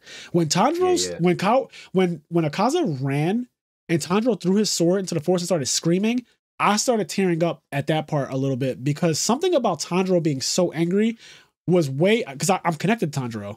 Yeah. I have a connection to him. That's what got you. Yeah. That's the part that got me. For me, the Rengoku thing did get me, but it's because, like, the way they did, first of all, he's got, like, that brilliant personality that I really like. But then also, like, the flashback with his mom and all that, and then him, like, asking his mom if, like, he did good or whatever. Like, all that shit kind of got to me. But even with all of that said, I can say that, like, you got one. It was paced way one interaction with the character, like, literally before he died. We should have had more. The character literally did one. He had one flashback, and that's his entire at that point, because he gets more after he's dead. Like, we know a lot more, but when he dies, he gets like a flashback, and he's like, the character's dead. Like, I'm not going to cry for that character. Like, what the fuck? They could have given us more with that, and that's that's kind of like the bit of the downside. And the pacing is just too fast. I think about when the Espada first showed up. Oh, real quick, I wanted to say on this note about comparing them and the dread. That's another thing with the pacing. I can say that although they're scary, I don't really think I feel that much dread from them, only because, like, there's times where I'm like, oh my fucking god. But I just feel like it's all happening too fast. It is happening too fast. And that kind of takes away the dread, because I'm like, well, he's already kind of, like, granted, it was 8v1, but the fact that they even killed one already, I'm just kind of like, it's happening. We're only on season 2, and they killed an Upper Moon. So you're right about it being it's really quick. Like, when you think about season 2, you killed an Upper Moon already, and to put it in perspective, to put it into context, these demons have been the same for hundreds of years. Hundreds. They have been the same. They have not moved for hundreds of years, and just now in season 2, some new demon slayers. These guys have been demon slayers for 2 years. Tanjiro had it was a 2-year time skip in season 1, right? Like, he had in training. Yeah. The 2-year, and then maybe once again with the pacing, it's hard to tell. Maybe since then it's been another year. Maybe, but, like, we only know 4 months passed from Mugen Train, like maybe a year. So maybe 3 years. This fucking new demon slayer, because 3 years is pretty new. This new demon slayer is already fucking fighting Upper Moons and winning, and they've been the same for they've killed 22 Hashiras. 22 Hashiras. Upper 6. on their own killed 22. The weakest. So that means it's going to be inflated. When you get to upper one, it's going to be like fucking 2,643. Yeah, like it's you know what I mean? Like it's going to be something stupid. Yeah, it's going to be a number that's so unimaginable and so ridiculous that honestly, I'd rather they not even mention how many Hashiras the other moons have killed, because I think that will start to it will wear thin real quick if they all said I killed this many Hashiras. That will start to become like, okay, like we get it. You guys have all killed Hashiras, you know. I agree. Yeah. But yeah, I wanted to go into a little detail about when the Espada first show up in Bleach, because go ahead. That shit was bad. When they first show up, Ukiura and Yami are like the first two you see, I'm pretty sure. And they immediately just start fucking shit up. But where it gets bad is when Grimjaw shows up. And Ichigo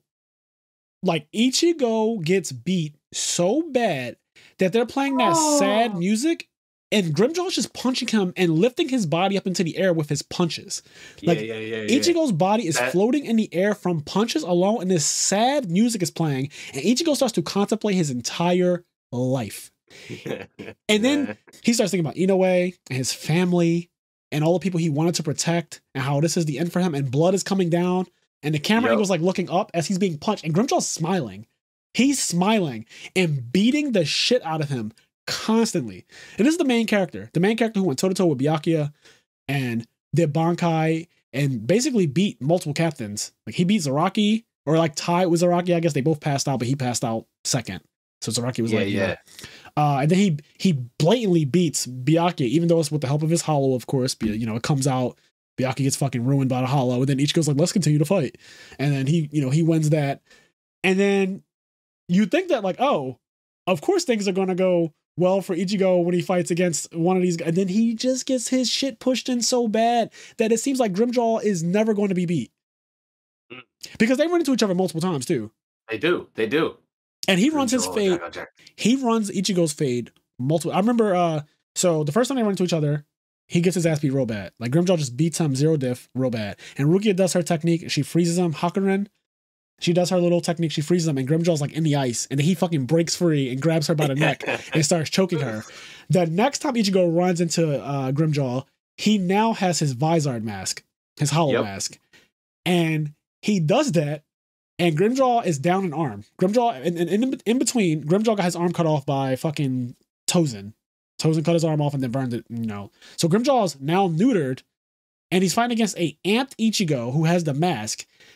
And Ichigo he only has 6 seconds at the time. And we already know that form is crazy powerful, the 6-second thing and the hollow mask, it was ridiculous. But Grimjaw's like, all right, that's it. And he beats his ass again. He was like, oh, that wasn't anything. Like, what the fuck? I want to also, they're less of a group. They're not an organized group like the Akatsuki or the Espada. But I also think the individual members of the Shichibukai, you want to talk about fucking like dread. I don't want to go into too much detail, but fucking Kuma, when Kuma shows up at the end of Thriller Bark, there are very, very little things that made me feel dread, like when Kuma shows up at the end of fucking Thriller Bark. That did make me feel. To me, that's one of One Piece's best moments. If somebody said top 10 One Piece moments, I think it's the Zoro thing, right? But that's really just all of the Kuma stuff.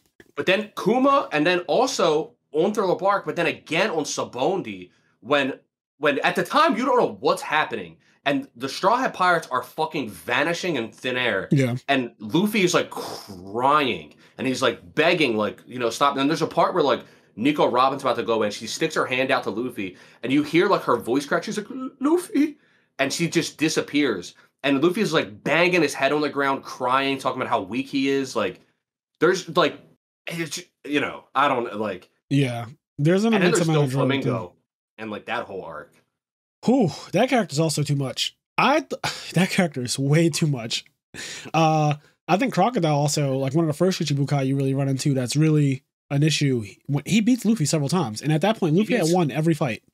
Yep, he beats him. Dude, there's a scene where like Luffy is impaled on Crocodile's fucking arm. Yeah. Like, his arm is through Luffy's chest. Also, this is played up more of as a hype moment, especially afterwards. But like Mihawk's first appearance, like oh god, Mihawk's first appearance, like fucking, it changes so much about One Piece because he shows up and he's like, "I'm gonna show you the world," and like, yeah, it's fucking over. So I don't know. I think that even though the Shichibukai is not an organized group the way the Akatsuki are, or the Espada, I think the pacing of those shows, although all three of them, Naruto, Bleach, and One Piece, do have their issues with pacing of being too slow sometimes, I think Demon Slayer plays against it in the other way, that it's too fast. Yeah, like Naruto paced the Akatsuki really well.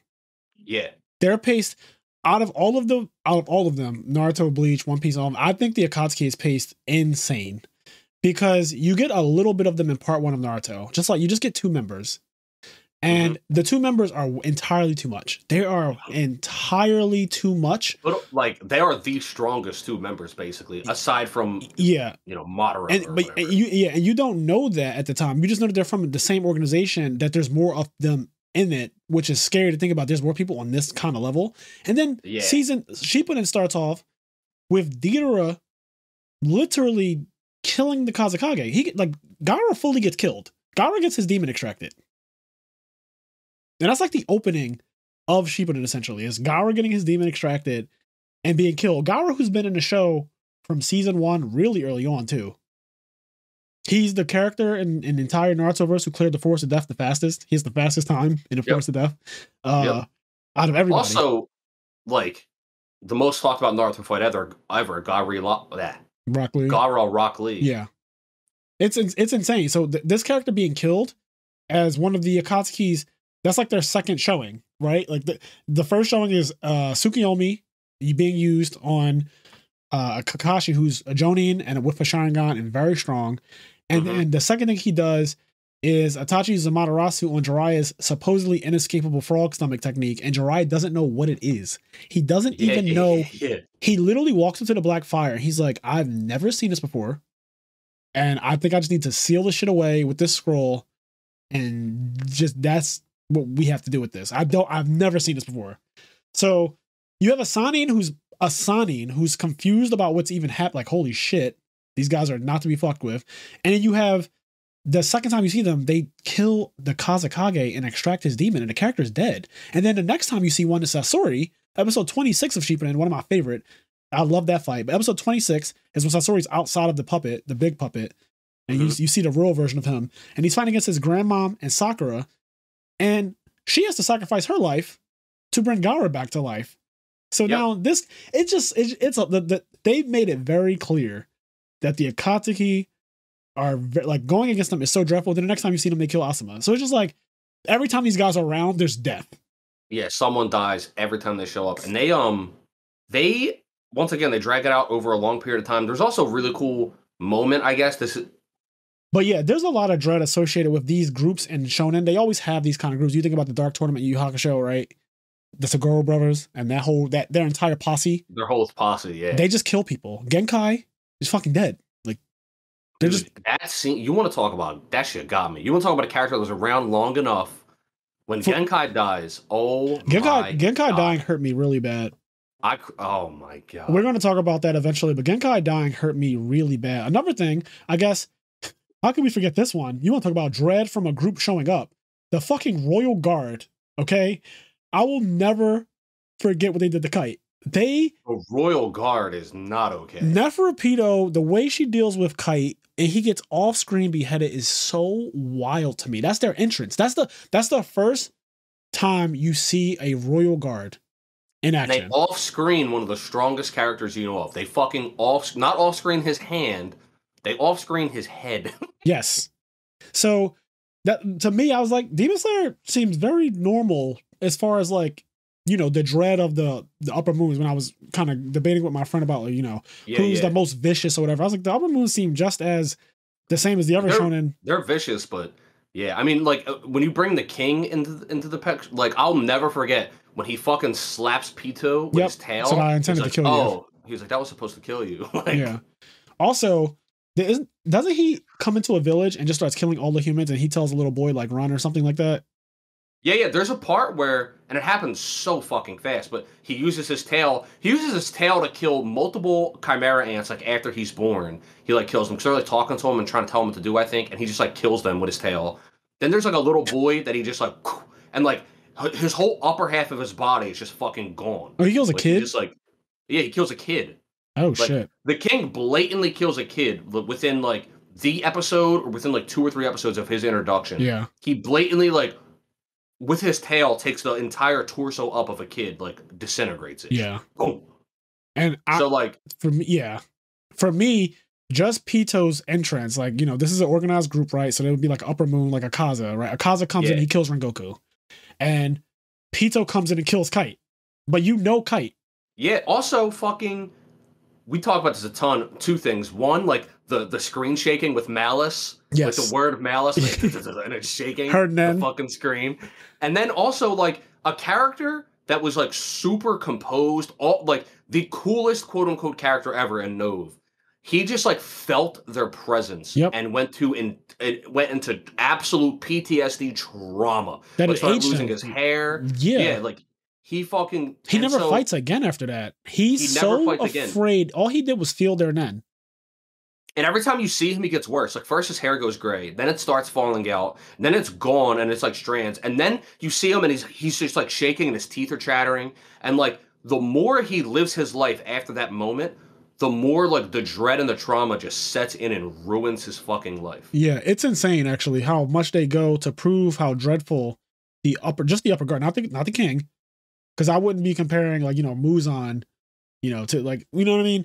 But just thinking about like these because every shonen has an evil group of people who are really broken, and they come in and they're really ridiculous. And it was just saying like, which group do you think strikes the most fear? And I don't think that the Upper Moons, Akaza and Gyutaro and his sister, I don't think they inspired as much fear as some of these other ones.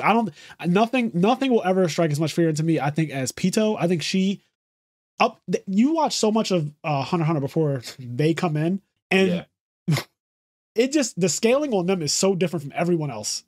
The scaling on the Royal Guard is so much higher than every other character. Like they're stronger than every other character before them. Also, I mean, I get that it's not like a group, but Hisoka is terrifying. He is. He's just so scary. I also think Killua's older brother, Illumi, like he's so anyway, with Demon Slayer, like I'm not gonna front and be like, oh no, they're like they don't strike any fear. They do. They're terrifying. Gyutaro did some shit that was like, oh my fucking god. And Akaza also, like, they are scary. They're terrifying for sure. I just I can't disagree. I didn't have the conversation with your friend, but I can't agree that they're the most. Yeah, I don't think that they're at the top of when I think about scariest evil organized groups in shonens, I don't think it's them. I even might say that the Ginyu Force was more scary than them when they first showed up. I'm being dead ass. The Ginyu Force was fucking scary. When the Ginyu Force first showed up, I think that was granted, I was a kid when I watched it, but I was so afraid of how bad Rikun was beating the shit out of everybody before Goku came. You gotta remember, Gohan is a child. Yes. And like, they were beating here's the problem with Dragon Ball Z. The problem with Dragon Ball Z characters is that, or the problem with the fans when they look back at it, is Dragon Ball Z is so long and Goku becomes so strong at the end that people laugh at the Ginyu Force and laugh at Raditz. But y'all forget what it was like when they first showed the fuck up. Like, they were absolutely no joke. Like, Guldo can stop time. Yeah, like, that was if the actual Guldo thing. holds his breath, he stops time. Stop time. That's not okay. Yeah. And Raccoon just beat the shit out of Vegeta, right? Like, didn't he absolutely zero diff Vegeta? Raccoon zero diff them all. He zero diffed everybody except Goku. Only reason I use Vegeta because he's the strongest out of all. You know what I mean? Like, he was. Yeah. I went to the strongest one because he's the hierarchy, but like, yes, he does zero diff them all. She said. They all got, and Raccoon just pretty much gets one-shotted by Goku, kinda. Raccoon gets housed by Goku, but before Goku shows up, Raccoon beats the shit out of Krillin. Gohan, who is a child. The dread I felt from watching Raccoon beat the shit out of them and pose and make fun of them and everything. Yeah. I was like, God damn, like, this is really dark. And then, you know, obviously when Frieza comes in, you want to talk about dread. There's a part where Frieza, once again, it's like Frieza's the boss, so you can't really count it, but there's a part where Krillin is on Frieza's head, Like Krillin's body is impaled Yep. on the horn on Frieza's head, and Frieza's just like shaking his him. body. Yeah, it's real bad. All right, well, I guess that we could wrap up this part of the podcast. I do want to do a bit more of Dan Glennon's listener letter. Yeah. So in closing, Demon Slayer season 2 really fucking good. Great animation. I think the story is really interesting. Things that are hinting at coming in the future, really good. So tons of upsides. Small downsides is still paced a little bit too quickly, and I really wish it ended on an upper moon meeting. Yes, like I would have loved the mirror. Yeah, I would have loved the mirroring of that. Yeah, that would have been such a cool mirror. Lower moon meeting season 1, upper moon meeting season 2. But they're clearly going to open with the upper moon meeting, and that's going to be an insane opening. So I guess they figured season 2 was already so phenomenal as far as, you know, all the action and stuff, that you don't need the upper moon meeting for it to be any better.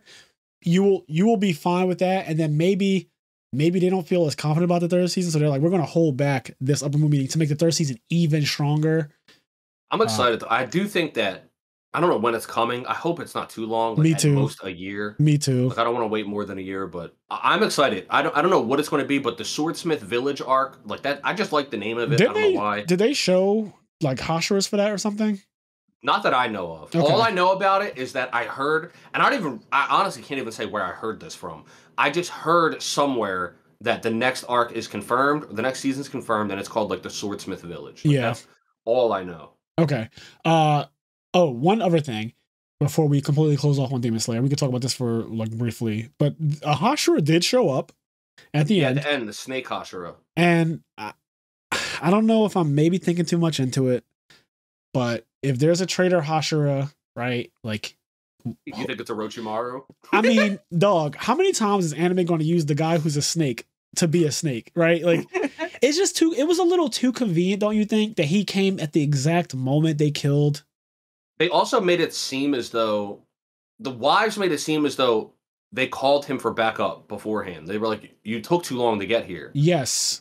And it just seemed a little too convenient.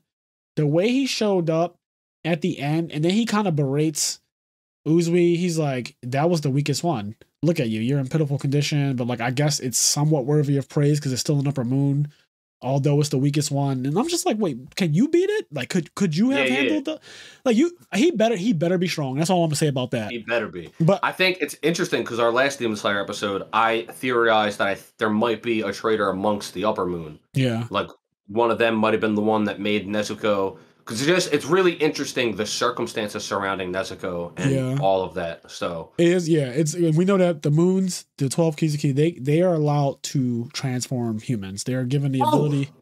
Wait, before we move on, because there's something we haven't talked about. The previous upper six, which I guess he's now I guess he's now like upper 5 or 2 or 1, whatever. He's something higher.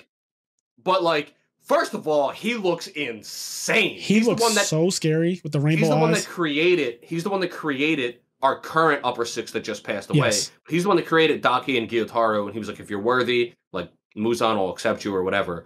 But like he shows up in a flashback, we should see that he creates what is now the current upper six. And at that time, he was rank upper 6. Yes. Brother, he's gotta be something wild. I'm thinking upper 2. Like if I had to place him, I think he's upper 2 now. I don't know why. I have a feeling that guy's just upper 2.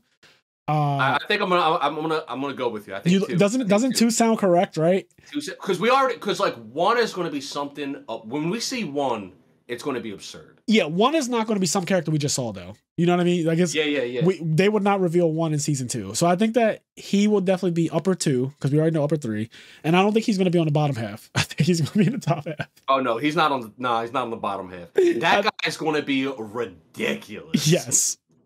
Didn't he have dead humans on him or something like that when he showed up? Yeah. He just like showed up. It also seems as though he's the one that made it snow because he was like Gyotaro was like, it's snowing, or like it's starting to snow or whatever, as he was like dying. And then like he shows up and it's snowing even more, and there's also just like dead humans around. Yes. And then he just has like this beautiful look to him. Like, he looks very, very cool. He has these rainbow eyes, and he has this mark in his hair, like this fucking paint splatter.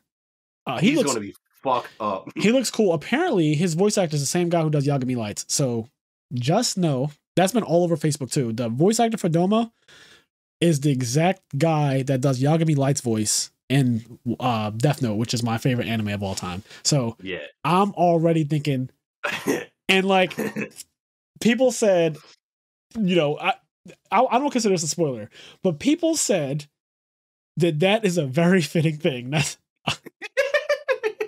and I don't know how to take that, right? Because that can mean so many things. Yeah. But they said it's very fitting that Yagami Light's voice actor is Doma's voice actor. That's all, and that's all I saw from that. It actually was my best friend Xavier who said that. Yeah. He was like, that is, and he was like, ... that is so fitting.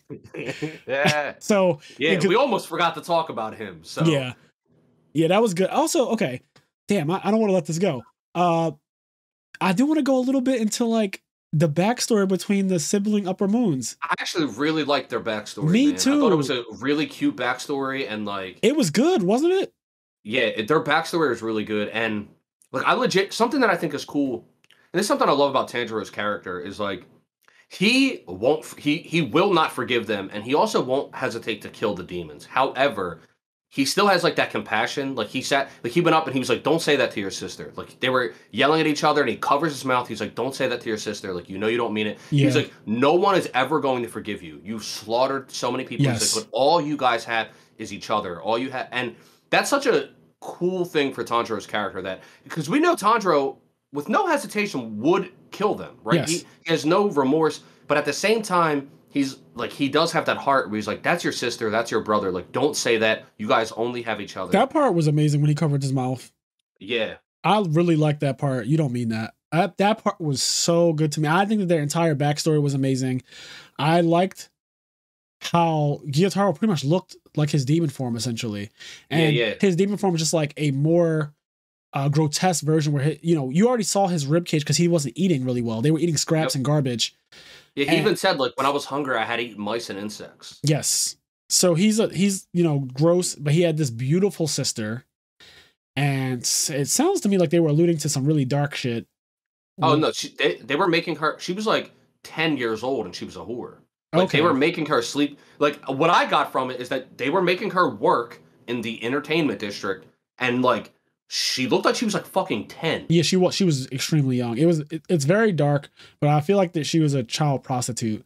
And then one guy gave her this really crazy hairpin and she stabbed his eye out. Cause her brother told, he said, always get them before they get you.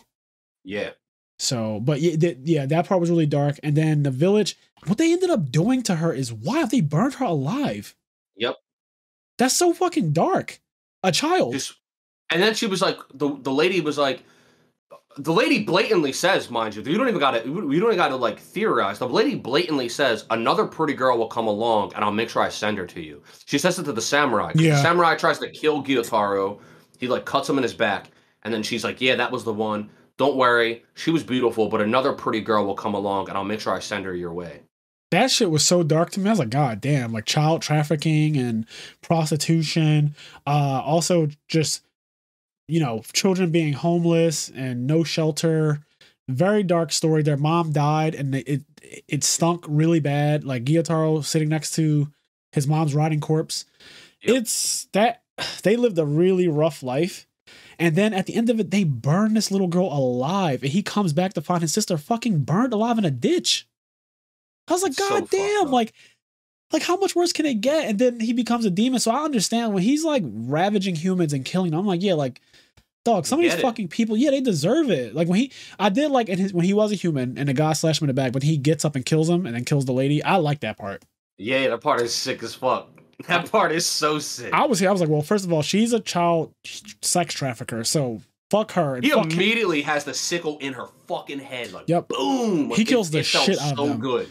And like, it's kind of crazy to think about that I'm really cheering the death of humans, but in that moment, they fucking deserved it. They had it coming. They were child traffickers, number one. Yeah. And then, when things didn't go their way, they fucking burnt a little girl alive. Yeah, they were burned her to a fucking crisp and left her in a dish. So it's like, when she then gets turned into a demon, and like this guy gives her a sec, because it's interesting in a way that like these demons, these awful creatures, gave these two a second chance at life. Yes. You know what I mean? And so it's like, as horrible and all the terrible things that the demons do, it's like on the other end, like they were treated horribly, and that's probably going to tie into like Muzan's backstory. Like we're probably going to get, I don't think this is going to be the last time we're at a moral cross. Yes. You know what I mean? Yeah, we need to figure out Muzan's origin. That's going to be a big reveal. And the last thing I'll say about those two is when they were actually dying, though, they went to some weird dimension where he was like, I'm done with you. I'm going this way. You go the other way. Yep. And at first, it seemed like, okay, that's what we're going to do. But then she was like, no, I am going to follow you no matter what. And they walk into the fire, which I don't know was like a way of saying hell. Yeah, it almost seemed to me like he said, you go to heaven, I'm going to hell. Don't follow me. You deserve better.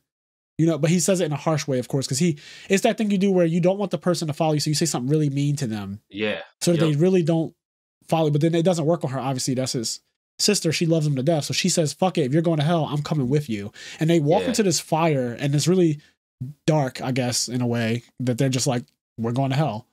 It was a beautiful moment. It's also beautiful and almost torturous in that so far what we've seen is like when these demons die, like they start to remember their life. Like 'cause this happened with Rui. Yeah, Rui. When he was dying, he remembered his life, and it creates their whole demon persona, because while they're a demon, they don't remember their human life. Right. But you realize that somewhere in their body they do, because his whole demon persona about creating this family was based on what happened in his real life. Yeah. And these siblings, the whole, like, what they were doing was inspired by what happened to them in real life. So it's such a tragedy when they're at the end of their life, and then like they remember what really happened. And then also just, I don't know, props to Tanjiro. I really like the character in that in these moments, faced up against somebody that he fucking hates and can't forgive, he still has the heart to be like, don't say that to your sister, don't say that to your brother, and like almost be there for them, and let them know blatantly, like, nobody in the world will ever forgive you, and like you only, I don't know, it was a really touching moment. Yeah, it was really good to me. I thoroughly enjoyed and I didn't expect it. I didn't expect to care about their backstory, but damn, did they develop that well. Yeah. In one episode, they made their backstory so interesting, and as dark as it was, I connected with those two characters immediately after seeing it. I was like, well, I get it. Like, I fucking get it now. Yeah, it's so, that's a kudos, that's a props to Demon Slayer's writing. Like, when they do it well, I think they do it really well. So yeah. I have a theory, kind of, about. So I wonder if that dimension that they were in when they were dying means anything. I won't get into too much detail, but I just wonder if it means anything, or if it was just like the anime just showing us that for, just to make it more emotional. I wonder if that black void looking dimension, I wonder if that has any significance whatsoever, or if that was just symbolic for heaven and hell or something, or purgatory, or whatever you want to call it. And then I wonder, and I've been wondering this for a while, I wonder if Muzan feels anything when these people die. I wonder if it does something to, like, I'm wondering when we see him at this upper moon, I wonder if he'll be like, I don't know. I have this weird thought that he's going to be not injured, but maybe like physically wounded in some way, because he might be linked to them in some way, stronger than other people. I don't know. These are just, again, theories, random shit that I just think about. But I'm wondering if it has any effect on him that an upper moon die. And I'm also wondering if there is a process to replace them, because in my head, it takes a really long time for upper moon to even be created. Yeah, and what's interesting is, I don't know, I'm so interested in the whole backstory, because as we saw, when they got created, the brother and sister, the one guy was upper 6. So we know that he's moved up the ranks. Yes. I just wonder, and as far as I know, unless I misunderstood it, the upper 6 have never changed they haven't. So do the rankings change, but like it's still the same 6? But like that doesn't really make any sense, because we know that this guy became the upper 6. Yeah. So I'm just curious. I want that to. I'm sure it will, but I'm just curious. Yeah, what you're right. That's an interesting question, because he made these two who were not an upper moon immediately, but then they eventually do grind and become that, because they devour scores of humans, and so they become upper moon. But like, who was the one that was in there before? Or it's just interesting, because Muzan said like they have not changed, or somebody said they have not changed for hundreds of years. Yeah, My guess is like maybe because he was complaining that the lower moons get killed by Hashira sometimes. Yeah. So maybe that maybe some of them maybe some of the upper moons got replaced, but they got replaced by other demons. Right. And right. so like right. they view that differently. Yeah, like It's not like a Hashira killed them. Yeah, like you're just weaker than this guy now. Yeah. That's how it worked in Bleach with the Espada. We did meet very early on, although I don't remember if he was a lower or upper moon. I'm assuming lower. But very early, the guy with the drums that would like shape that house, he used to be a moon, right? He had like an X on his eye. It said like lower 5 or something. I don't remember exactly. But he used to be a moon. Okay, and he was cast out. There was like an X on his eye. Yeah, so you can just be you can literally just be aged out of it, I guess, if you're not pulling your weight and killing a bunch of humans and eating them. I guess that's how that works. But we don't know the logistics, but I guess that's how it works. I forgot about that. All right. Anyway, so that'll be interesting. But anyway, going on. All right, so we're going to wrap this episode up with another part of this very, very long listener letter. We're going to read the part. It's a little blurb here about Game of Thrones. And this is from our guy, Dan Glennon. He writes into the IMNerd podcast. So if you guys want us to read a letter out on the show or just discuss anything, write into IMNerdpodcast@gmail.com. It's just IMNerdpodcast@gmail.com, and we may read it out on the show. He says, for the Game of Thrones episode, he said, I've been saying that the end of Game of Thrones was a fine result, but it was hella rushed. Here's my main problem with the attack on King's Landing. After she starts attacking the city, we never see her face again until the attack is over. What if she immediately went to the Red Keep in a fit of rage, and while attacking Cersei caused a massive amount of collateral damage that killed the citizenry? She keeps burning everything and destroying the city while trying to take out Cersei. That small change at least makes her actions make more sense. So he's saying, what if they changed it where she didn't just go fucking berserk killing people blatantly, but she was trying to kill Cersei, but trying to kill Cersei resulted in her collaterally killing innocent people in her rage, which, that would anything would be better than the ending we got, of course. Yeah, I mean, ultimately the problem is that you want to talk about bad pacing. The end of Game of Thrones has horrible fucking Look, I like pacing. how I chose this blurb out of the entire listener letter, and I didn't know what it said prior to this, but it ties in perfectly. It does tie in perfectly because the pacing at the end of Game of Thrones is horrible. It is. Like the last few seasons, but that last season especially. And it's not only that the pacing is bad, the writing is blatantly bad. You have the long night when allegedly the Dothraki get exterminated. They're all dead. Yeah. Is what is told to us. And then when they invade King's Landing, there is an army of Dothraki there. And like and there's just a lot of them too. There is an army, dog. Yeah, an actual army. And we just got told that they were exterminated at the long night. And then not only that, on the after episode blurb, because I watch all of these where after the episode, the writers and directors talk about it, they also blatantly say, they do say a really touching moment. They blatantly say from their mouth that what we watched was the extension of the Dothraki, and we grew up with the Dothraki from season 1 and blah, blah, blah. So like, not only do they show it, not only the characters in the show say it, not only do they symbolize it, etc., the writers fucking say it. And then 2 episodes later, there's a fucking army of them. Yeah. Like, okay. I also said this, the whole last season is just badly written, badly paced. I said this in our episode. One of the funniest things to me is when I think his name's Euron, when Euron Greyjoy dies. And he dies like fighting Jaime Lannister or whatever.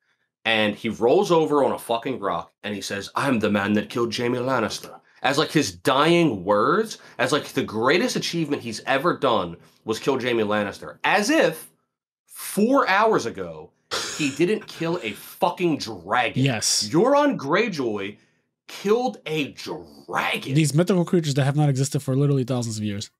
Who the fuck cares that you killed Jaime? Also, you didn't even kill Jaime Lannister. Side note. Who the fuck cares that's also you killed Jaime Lannister? He really didn't kill him. You killed a dragon, dog. That's your shining moment. Those are your last words. Not Jaime fucking Lannister. You killed a dragon. Yeah. So it wasn't very good. And like you said, this goes perfectly into the horrible pacing thing. Also, Dan, I forget if I said this during the Game of Thrones episode. I feel like I did. But the whole part about not seeing her face really bothered me. Because that's my indication that the directors knew they were on some bullshit. The fact that you don't see what's her name? Daenerys' face while she's killing kids. The fact that you never see her being like, Dracarys, these kids. Like, I want you to, the fact that you never see that to me means they realize this doesn't really make sense. So we're never going to show the actual character doing it. We're just going to show a dragon. It's such bullshit too, because the writers once again go out of their way to go, well, she was always kind of crazy. It was always a coin flip. And it's so disingenuous though, because like yes, she has always been crazy. Daenerys is a crazy bitch. She has murdered and slaughtered thousands of people at this point. However, she has made it a fucking point to not do it to slaves and children. Yes. Like she's even saved people before. When the Dothraki were raping and pillaging and her husband said, this is our way. She said, all right, okay, at least give me her. Like, give me this. Can I just save this one, please? Yeah. She's going out of her way to save a witch. And, one guy was like, she's a witch. She's disgusting. He wanted to kill her and cut her head off and all that stuff. But she's going out of her way to save people. And she's also going out of her way, like you said, to not kill children, to specifically murder people who kill children. Not only that, do you remember season 2 or whatever? There's like 100 miles where every mile is a dead child up on a fucking like cross pointing to the direction of the city. She goes through and takes every single fucking dead child off. Yep. So now, and then she goes on to basically kill all the masters of the city. Yeah. Here's the point. Would Daenerys kill everybody in King's Landing? Yes. Would she kill the children? No. Right. She wouldn't indiscriminately burn the entire fucking city down. That has never been her way. And Tyrion even says to her, like, those people are like trapped under the rules. Anyway, the writing is just really bad. The pacing is bad. Her descent into madness is like instant. She doesn't have a descent into madness. It just fucking happens. Yeah, and that's my issue. I've been very consistent on saying that my biggest problem is that I don't think it's out of scope for her to become the Mad Queen. It just happened too fast. Exactly. Like, I think if they would have developed that for 2 seasons, and you start to slowly, like, what's her? Missandei gets killed, and that's a big one for her. Mm-hmm. Maybe that's even the last straw, because that was the last straw in the actual show. Maybe that's all. But there needs to be things leading up to it. So she got betrayed by Jorah, right? And maybe instead of having Jorah come back to her side or something, that betrayal, that's a heavy betrayal for her. Missandei being killed, last straw. Other things start to happen, and it's like, it weighs on her over and over and over again. And then Tyrion betrays her because he ultimately cares about his sibling. And he does technically betray. Like, he does go to have secret meetings, with Cersei and Jaime and all that stuff. So maybe those things slowly erode at her, but over time. Not just, snap, she's evil, she's killing kids, and we're not going to show her face. And they try to make it seem like she's going crazy the whole season because she's like weary of Jon Snow and all that, but like it doesn't feel natural. Whereas like it doesn't. When we did our Arcane episode, spoilers for Arcane, we did our Arcane episode. We talked about how Powder kind of snaps, and Fraser mentioned how like at first I thought it happened too quickly, but then when you think about it, first of all, she's a child, and she's like 12, and then she also sees like it's not one. She sees her whole family die because of her in an instant. And, like, so many things happen at once, and then her sister, the only thing that can betray on her, or the only thing that she depends on, kind of betrays her. Even though she doesn't, it's like one of those sister moments. From her perspective, she does. But from her perspective, she does. So, like, so much happens at once, and for a child, it breaks her. And more importantly, there's a long time skip where she's with an evil guy. Yeah. But and that guy's feeding shit into her head, He lied to her. She even said, like, you lied to me. Whereas for Daenerys, we have opposite. We watch her grow up. She starts off as a child, but we watch her over years grow up and her develop a personality and her develop her persona and her take these very staunch stances. And when she snapped, it felt very there are seasons, and as if it wasn't built up it wasn't built correctly to where it ended. There are seasons of Game of Thrones. I think multiple seasons end with Daenerys as the last shot. Season 1 ends with the last shot of the dragons being born. Season 2 is when the ending of that season is they're walking out of that crypt and they have all the gold from the black guy who lied about being rich as all this shit, and then there was she locks like one of her like subordinates. Yeah, because she betrayed Daenerys, and they're walking out with all this gold. So now they have all this gold. She has all these people, this whole army of Dothraki and everything, and she also gets like the next Season 3 or 4 ends with all of these people lifting her up and calling her Misa. And that's a big scene. And you see the dragons, they're kind of big now, like scary big. And they're flying around in a circle. Like they zoom out as all the people are lifting her up and calling her Misa over and over. She doesn't even know what the fuck they're saying. And Misani says they're saying like, you know, mother or whatever. Or, you know, savior, messiah, that type of thing. And they show the dragons. That's the end of another season. So every season pretty much ends with Danny in a positive light. Yep. And then it just goes, well, she's evil now. It's like, whoa, okay. It just doesn't build that way at all. So once again, I agree with Fraser that could have been a fine ending if Game of Thrones season 7 and 8 and kind of 6, if it was written in the way that the first 3 were written, and that it was a bit slower and they built toward Daenerys dissenting in the madness. It doesn't need to be for 4 or 5 seasons, 3 seasons. But like the last 2 seasons, specifically 7 and 8, I don't know, man. They were just paced very badly, and they didn't feel as though they went in the direction it ended in. Agreed. All right. Well, before we get this episode over and done with, let me do what I always do and give a shout out to our patrons over at Patreon. So if you are not aware, we have a Patreon, IMNerd podcast. You can find it on there, where we have exclusive episodes. We actually have to drop one soon for the month of February. So Kenny and I will get to scheduling that for this week. But we also have full-length video versions of the podcast. So if you're interested in actually seeing us as we talk about these things, if that's something that interests you, all of the podcast episodes are on the Patreon and full video form. So you can see that if you want more than just the audio. And we also have an IMNerd Discord that you get access to if you join the Patreon, even at the lowest tier. So as for shoutouts, we have Connie, Austin, Leon, Quest, Garen, Xavier, Hylian, TCG Automotive, Silver Chronic, Tyree Tinsley, Dimitri Barnes, Alexander Brissett, Vinny Casello, Dominique Roberts, Game Freak Yoshi, Alex Flamer, Michael, Gabe Marini, Andre Reynolds, CJ, WK-Dad1, Saul at Dabbers Gaming Cafe in Georgia, Dan Vrabel, Dennis Milburn, Joseph Marcello, Scott Page, and Ezica. Thank you guys so much for assisting the podcast and supporting the podcast. We really appreciate it. It goes a long way. And as I always say here at the IMNerd podcast, do the things that make you happy. That's right. And I say, good night and so long, my gay Bowser. All right.